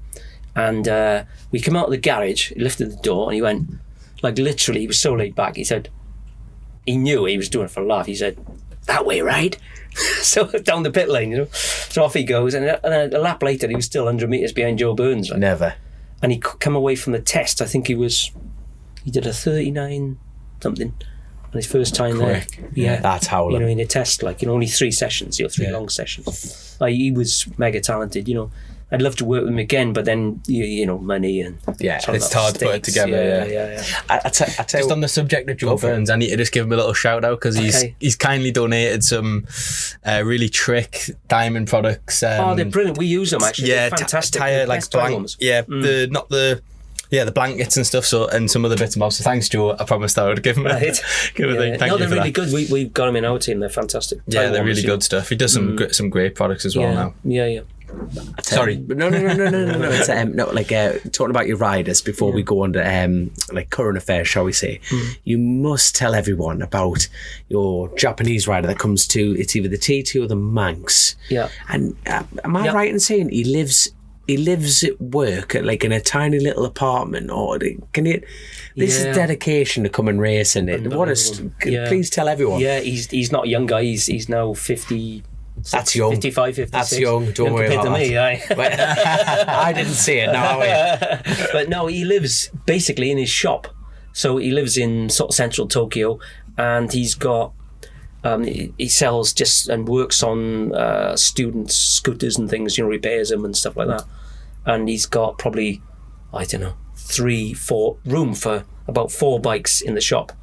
Then there's a counter, and then there's just stuff and spares everywhere. And he lives around the back of the counter, back on the counter. There's not any shower or anything. He goes down in Japan. You can go into onsens and places and to have a shower and bath and all that sort of stuff, So it's dedication, and he just puts the whole world into coming to the TT every year, Yeah, a real nice fella, real good guy, yeah. But yeah, that's the other side of someone can't be bothered to go racing. This guy is dedicated. All he cares about, yeah. And I don't know if you've seen on social media or that, he'll be around visiting all the different sponsors because the bike, each sponsor's like that on our fairing or whatever, and he spends 2 days putting the sponsor stickers on. It takes that, and he goes around visiting everyone in Japan. They do it properly, they go and thank a race. They get on a train and they go around for a week just saying thank you to everybody, thank you, and whereas in this country we don't even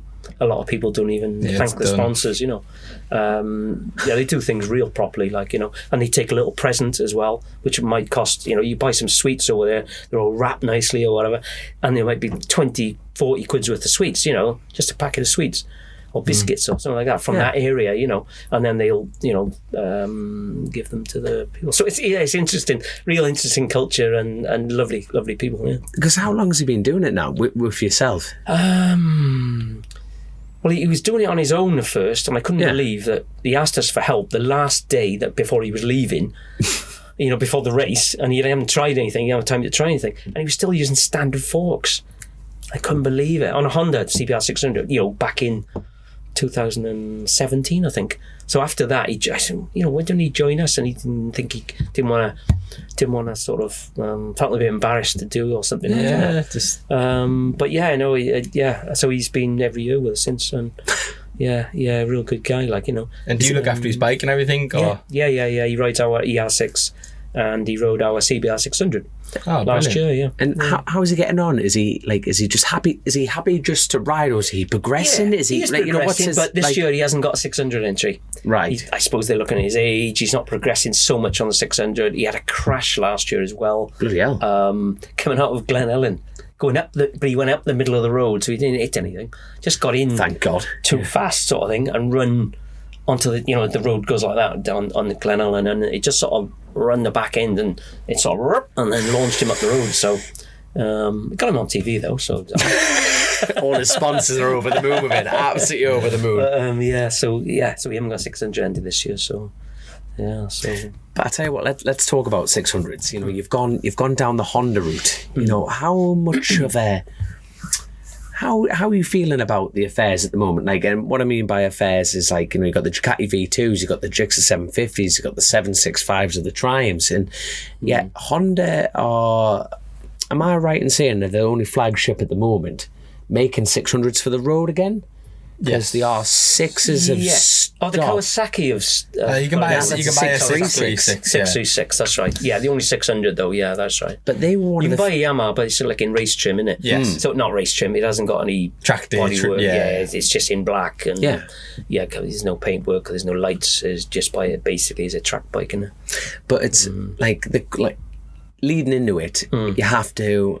The Honda route's almost a difficult one because you can detune a Ducati, you can detune the Triumphs, and it's interesting. But then, why go down the Honda route? What is your personal belief behind them? Well, they're good power, and they're probably the best handling bike. You know, I was interesting to watch Jack Kennedy's progress there the other day in the Donington test, and I was glued to the screen because we've got a couple of new ones coming, and I was thinking, I hope he does well. I bet. You know, and he was well. He was good straight away. And one thing I really noticed was down through his sector 1 times, going down through Craner. Really he was strong. Faster than anybody. He was 124.9, I think. There's a speed trap down there. As you go through the.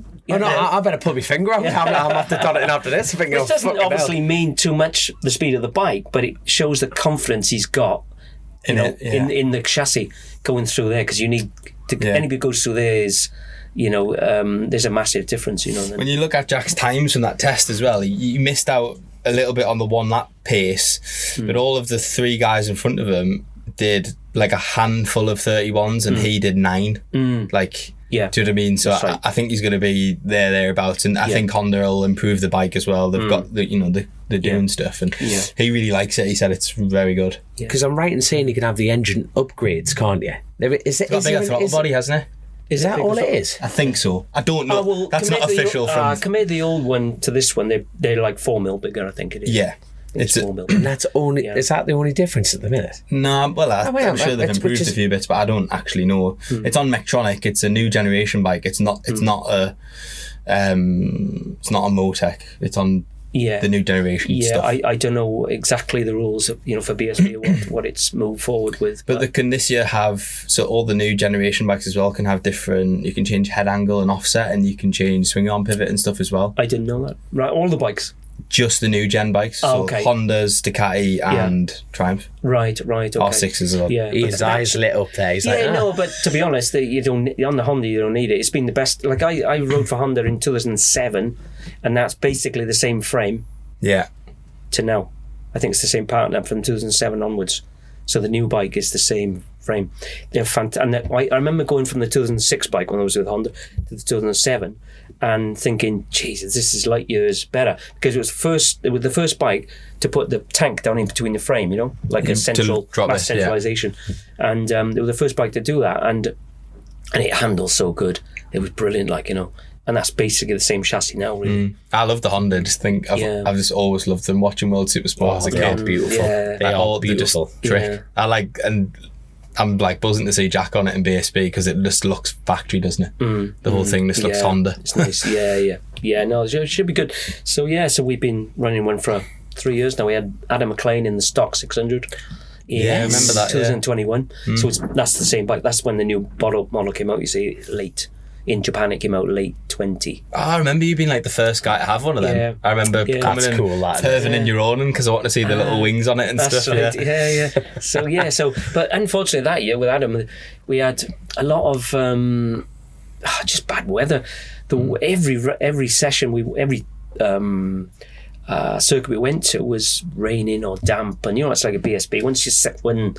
Say you're one session behind, the chassis is good, but the problem is the new bike's got longer forks, stiffer swing arm, or stiffer, or stiffness is different, and a little bit longer swing arm. So everything is not starting from zero, but you're still playing around with things. Yeah. And you can sort of not lose your way, but I think we did lose our way a little bit. We were going the wrong sort of setting, I think. That's why I'm riding at you, to be honest, is because I never get to ride the 600 much, and I just want to see what it's doing now, and I've altered a few things. So, it's just because you can't ask anybody else what setting you've got, Yeah, of course. So Do you still... the lion in the cage situation, you know what I mean? Do you still get... Now, I've raced against you, and I'll tell you what, I did not know you could pass around here in places till he passed me. You know what I mean? That Super Touring race we've done, like me and Jamie Coward have absolutely hammered bars around here, and I'll tell you what, age is just a number. He keeps throwing that up there. Don't know about Bollocks to you. I've seen you ride. You're just going into a corner, and you're like... Where the fuck? Where did he come from? But do you still, going in tomorrow? I don't want to ride around and feel like, I'm getting in people's way. Like, no way. I'd stop tomorrow if I want to be competitive. No matter what I do. Really, I'm not saying I want to go out and win, or as long as I'm happy with the way I've ridden and I've finished okay-ish.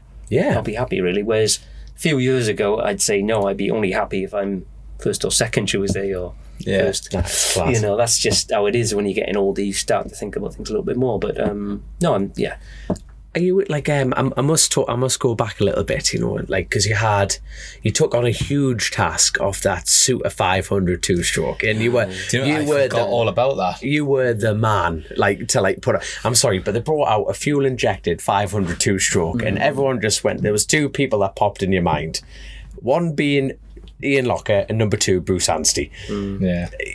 I'm sorry, but they were the facts. So when that appeared, did you just went, and here comes the phone call? Here comes the phone call. No, it was actually, to be honest, it was Paul Phillips who contacted me initially, right? Because I'd retired from.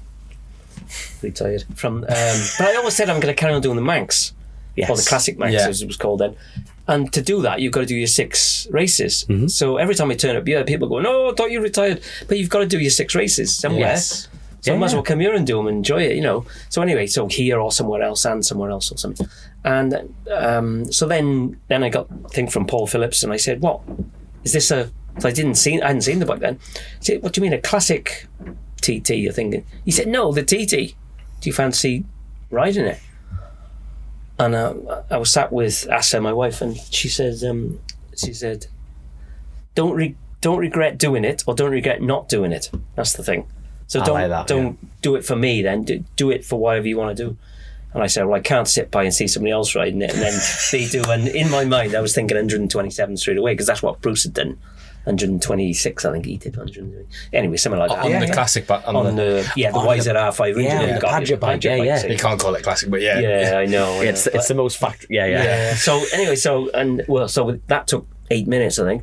So I rung him back, and were you trying to play it cool? Yeah, I'll think about it. And hello, Paul. How are you? It was brilliant in a way, because fantastic people. We're still friends now. Eskil Suter and Alex Chasin, the head engineer and stuff, and they're just so switched on with stuff. But I never realised what a brave company they are. I thought when they invited us over to the Swiss Auto Show, which is in February or March or something, when I look at the bike, and I was like, dog with two dicks. I was like, oh wow, look at this, fantastic. Castrol in the air. Oh god, it's fantastic, And but it didn't. When I rode it, it was. We went testing it to, I can't remember the name of the circuit, in Italy, a little place where Brembo use, and somewhere else for testing anyway. And went to this place and I rode it and I thought, this is great. But it was only a short little go-karty type track. And I thought it was great. And they said, right, tomorrow the better proper engine, and the one said, right, okay, great. And I rode it and I only did I think the one day I did 50 laps. The next day I think I did 3.5 laps, and it broke down every time I went out. Oh God. And they just couldn't get the feeling right at all. It was just terrible. So anyway, they went to the next test. I think it was Brno, and they were still using Motor 2, because they were obviously involved with Marquez in Motor 2 in 2012. He won the World Championship. Yes, was it basically a Motor 2? No, it wasn't. It was a totally different chassis. It was a different thing. But they had the Motor 2 forks in it. It was much too stiff, because this only weighed 127 kilos, they said. Bloody hell. So it was much too stiff for it. And I kept saying, they said, oh yeah, we got the other forks. And then they didn't have any springs for the forks. There was a muck-up. Anyway, I ended up pushing it into the last corner, and there's a real bump coming into that last corner before it comes through that big chicane. And I lost the front and crashed. And they were like, nah, don't worry about it. We got another 2 bikes or 3 bikes. So that's it. We only had 3 of them made, I think, at that point. And so anyway, so that was that. But the problem is, when I went to the Isle of Man, I'd ride it, and I seized the first one at Glenvine Village, the fast right-hander, going into there, seized. So that was interesting. So I got through it, because I'm used to 2-strokes. I got it all right. I caught the clutch. That was okay. Sorry, describe, bear in mind, on a 600, you don't even lift big bike, your back one, you're going through there, 170 plus.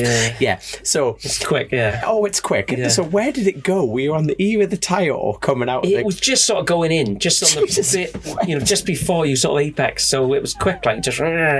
But I grabbed it. The thing is, the oil and the pistons are much better than years ago. When I first started racing, you'd have 0.1 of a second to pull the clutch in. Yeah, you've got a bit of time you've now. Probably got 0.8 or something. See, so to me, it's quite a long time, but it's not a long time if you're not used to them, To a modern rider, that it would have been even when I ride a 4-stroke now, I still got my hand on the clutch. I still ride like that. All the pictures I look at from when we were riding a couple of weeks ago, I've got one finger of the clutch. Yeah. Don't know why. You don't use it. Well, anyway, I coasted down the road and then asked my wife, so obviously these days mobile, I've broken down, all right, I'll come and get you. So she comes around in the session, comes back, and we just made it to do another lap. And I did. They obviously richened the other bike up, 2 bikes. So went out, did a full lap. That was all right, okay-ish, but it wasn't right. But it was keep going on the thing. And then the second lap, then it sees going into Ginger Hall, the pub. Just going in there, it sees. So I got that. So I seized both of them the first night. You picked some good spots here, to be honest. And then the next. And what was that down to? Just fueling? Yeah, just fueling and stuff. But then the next night, you'd go up the mountain mile. Say along somewhere where you're on the gas for a long time. So you go into the end of the mountain mile, sort of 6 gear, then you go in the 4th, and you pick up the throttle, and nothing. And you're falling into the wall, and just about to hit your shoulder on the wall, and all of a sudden you go, and it would stick it itself on the back wheel then on the way out. So you're almost. So then I was going to go into the corner and open the gas before I wanted to. Before your brain is telling you can, just so that it wouldn't hit the wall, Why is that? Why? They didn't have it right. But then they sorted that, and then the next night I got black flagged at Sulby because it was burning smoke. It was burning the gearbox oil. The clutch. No, actually, what happened was the next night, I came in and I said, it's gone hard to change gear. Just at the end of the lap, I pulled in. And one of the mechanics went to turn the wheel to put the warmer on, and he could barely turn the wheel. He said, no, there's something wrong. So I didn't go out on it. And there was no oil left in the gearbox. So that was interesting. God. That could have been interesting. So just a tad. yeah. So basically, the seal on the centre of the crankshaft was failing, and it was sucking the oil from the gearbox into the engine and burning it. How many engines did you have? That stage, I don't know. I think they had 2 or 3 spare engines. 2 bikes. Yeah. 3 engines. Well, they were sending people, instead of sending a crankshaft across, they were sending a person from the factory with the crankshaft in his bag coming over. That's what they were doing first of all. It was just money was no object. And then the next night then, I got black flagged at Selby. So I rode, because I felt all right. So I rode it back round the back roads. Then the next night, I wouldn't know where to go. I'd be like, yeah. So it's interesting. By the time we got the race, I finished the race. I did 121, and I was real disappointed. I thought, oh Jesus! But they cured that throttle problem, but it was. I never concentrated on the chassis really because it was just the engine side of things. Following year, I came back and I went testing to Alcaraz in Spain. Brilliant circuit, I loved that.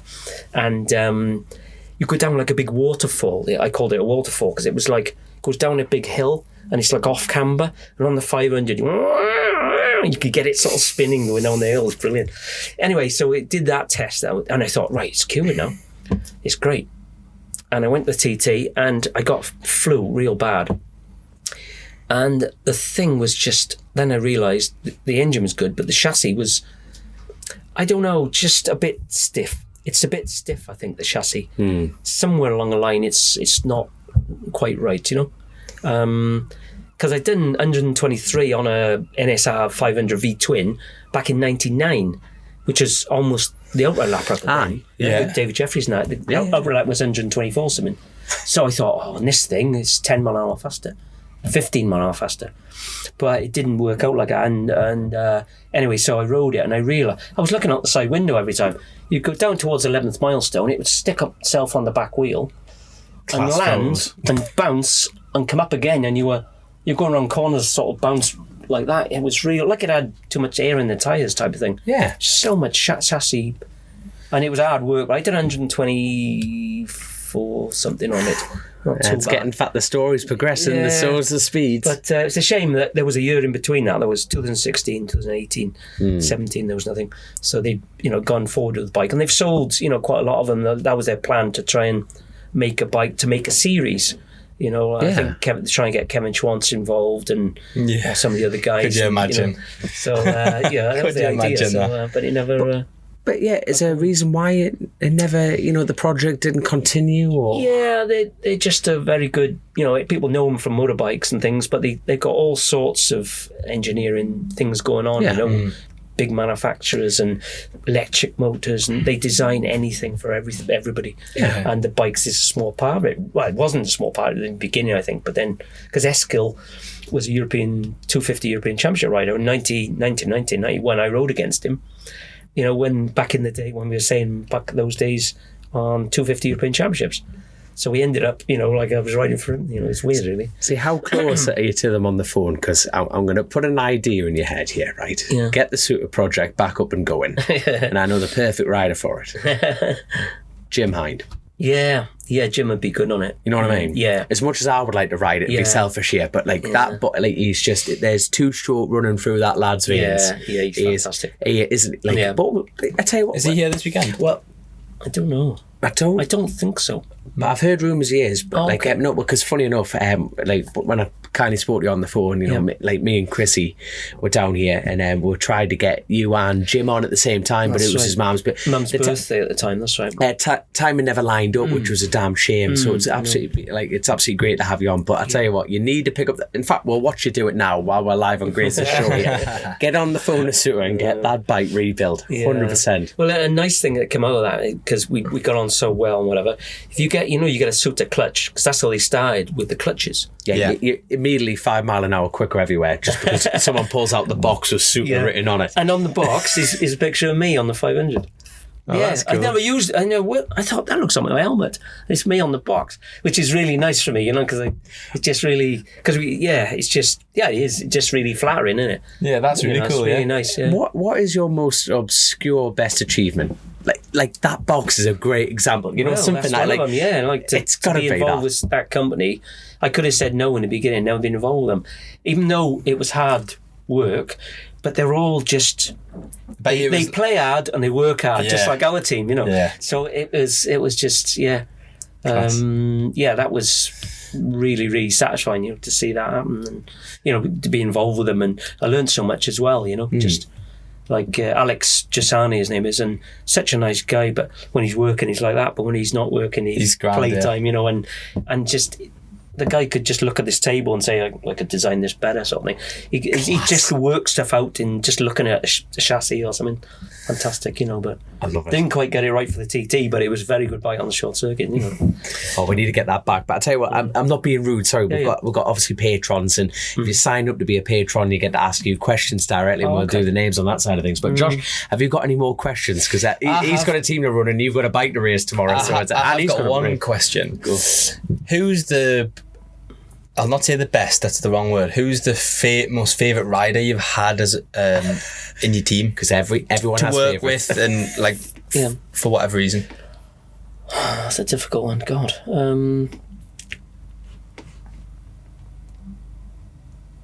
I don't know, really. Question, Josh. Yeah. Not even necessarily most talented or had the most success, but just who you enjoyed working with the most. Well, Joe Loughlin. There's not just one rider, I don't think. There was Vasco van der Valk on the Moto 3. Yeah. He was a real good lad. I enjoyed working with him a lot. Yeah. Victor Cox was funny, and you know, I remember one time he came back from we were at Donington. Yeah.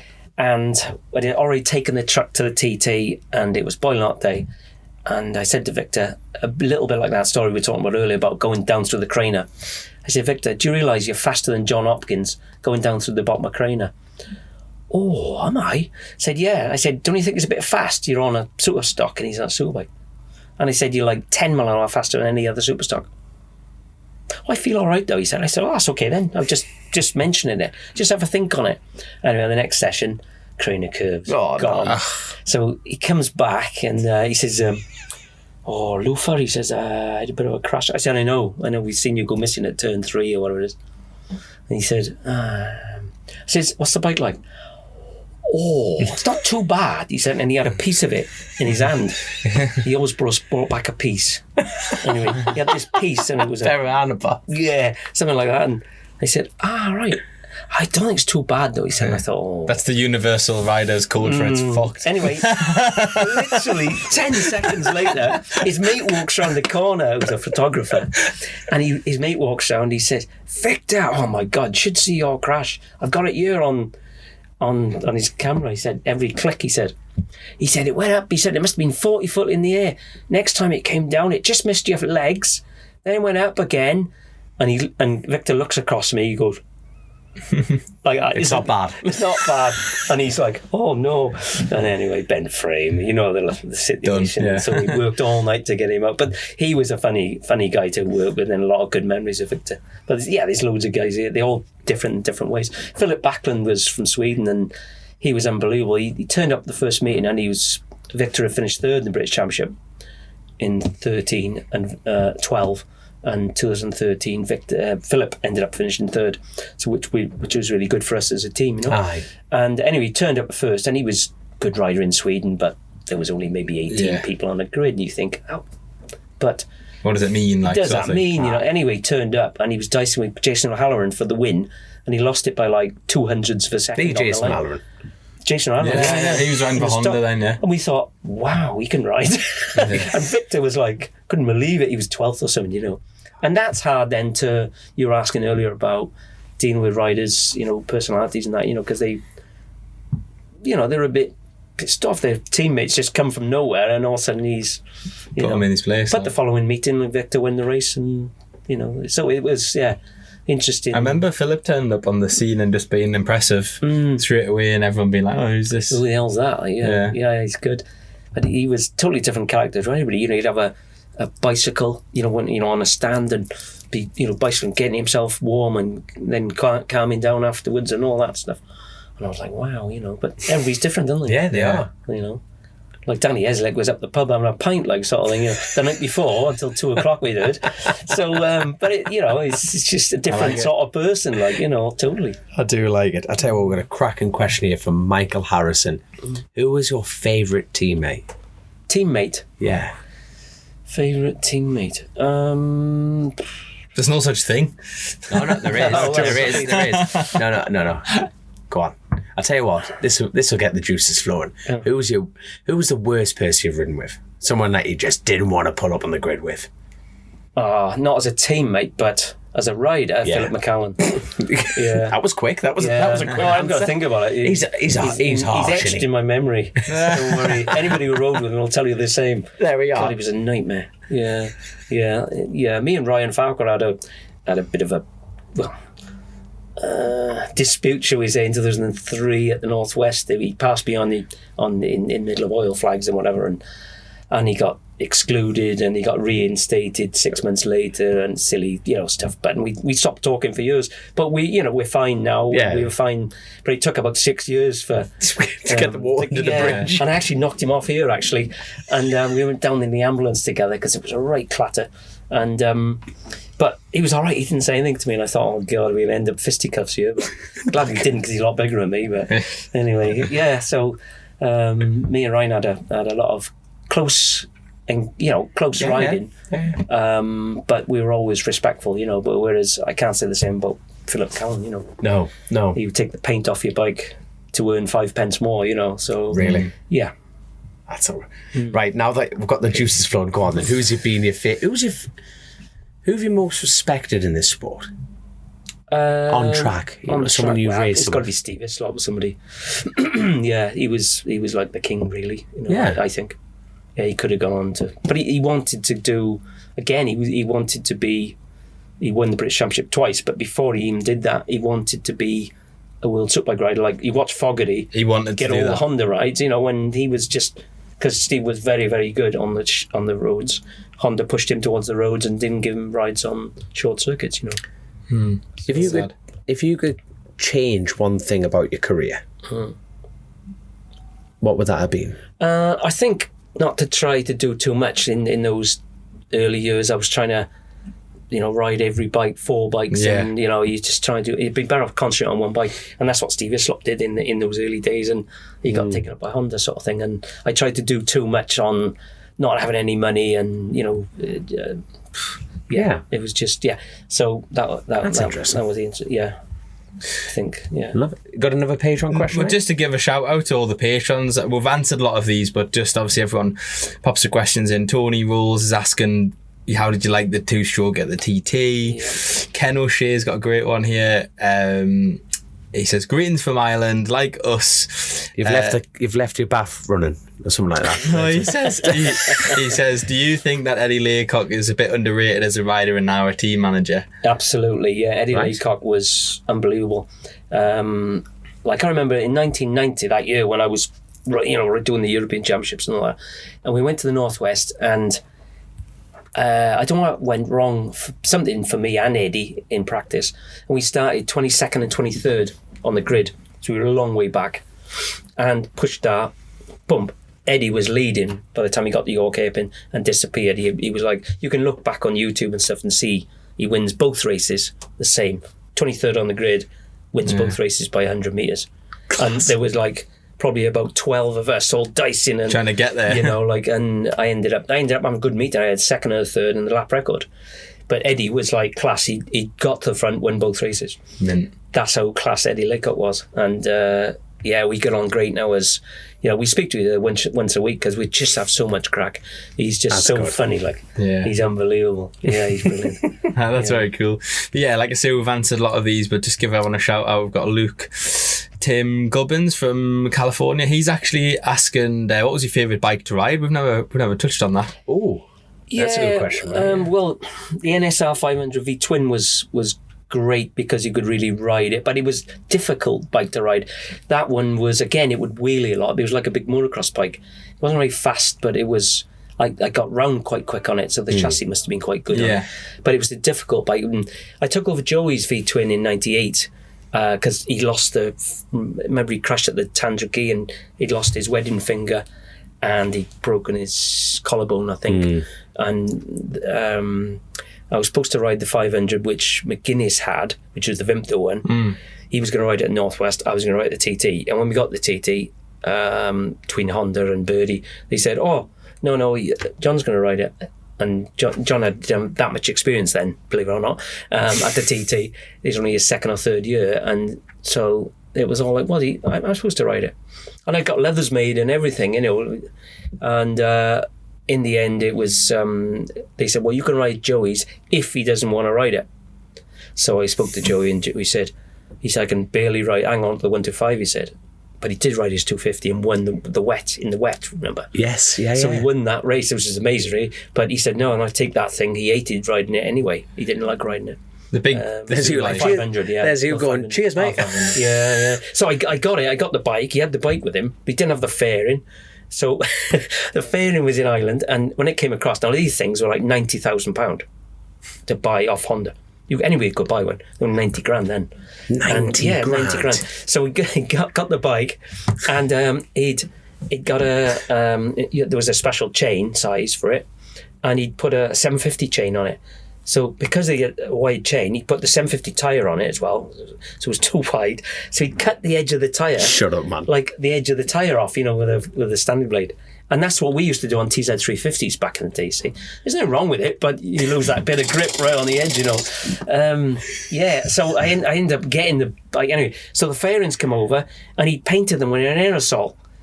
So a 90 grand bike. Yeah, this thing was all full factory carbon. Really. It was bloody funny, and it still had the newspaper inside to stop all the paint going through the holes, you know.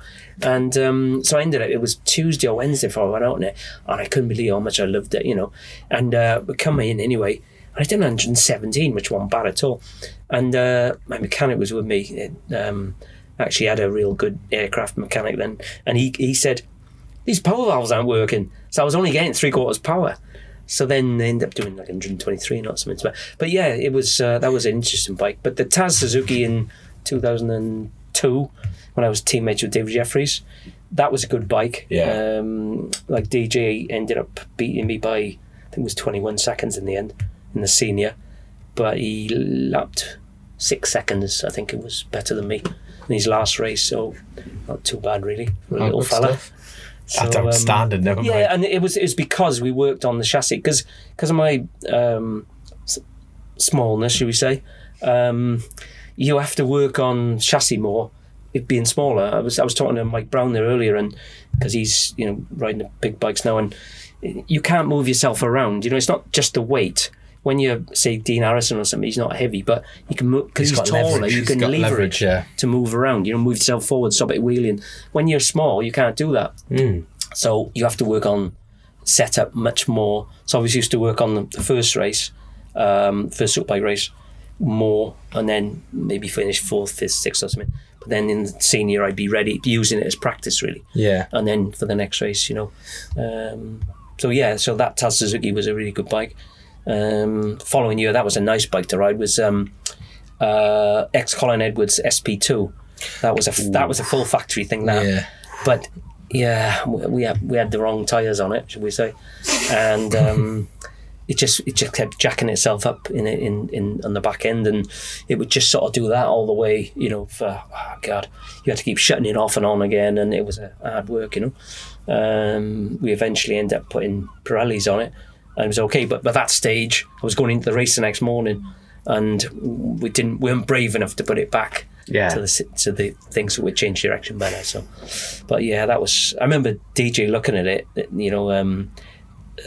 that practice week, and he was looking at it going, "Oh, full factory." He was like dribbling, like, because it was a proper full factory bike, like, nice thing. Which had won the world championship with Colin Edwards the year before. So. Of course it did, yeah. So lots of nice bikes out there. But I tell you what, well before we wrap up, let's talk about the 2024 season. What are your plans? This is like round 1, Spring Cup, Oliver's Mount. Yeah. So what's the plans for your team for the remainder of the season? Yeah, we're not doing masses amount of, we're doing one BSB with a Japanese rider called Hikari Okubo.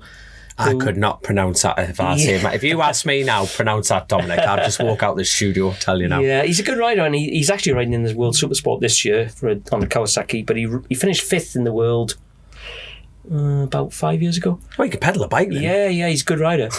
So he's going to ride the Honda, so that'll be interesting to do that. That's the next meeting. Then we got the TT. No Northwest? No Northwest. You're not doing Northwest yet. Just a bit fed up with it, to be honest. Yeah. The politics and everything, and just to have a year off, We were going to go to Hengelo, but that's sort of fallen through now. Hengelo in Holland. Yeah, I think a few teams are going to that event rather than the Northwest. I did it. The last time I did it was 30 years ago. So, so that's a real good event, but that fell through anyway, so we're not doing that. So then we're doing the TT with 5 riders. Or twins and 600. Do you just not wake up and go, I just need a bit more stress? I just let's just wind it on a little bit more. But all on twins, so it's not so bad. It's just, and then we're doing the Manx again with 3 riders, Scarborough, Southern 100. So we've got various things to do, but we're not doing much PSP anymore, Yeah. It gets a bit stressful, that PSP job, Are you sorry as well, isn't it? Sorry for interrupting, but are you still got the most wins for the Southern as well?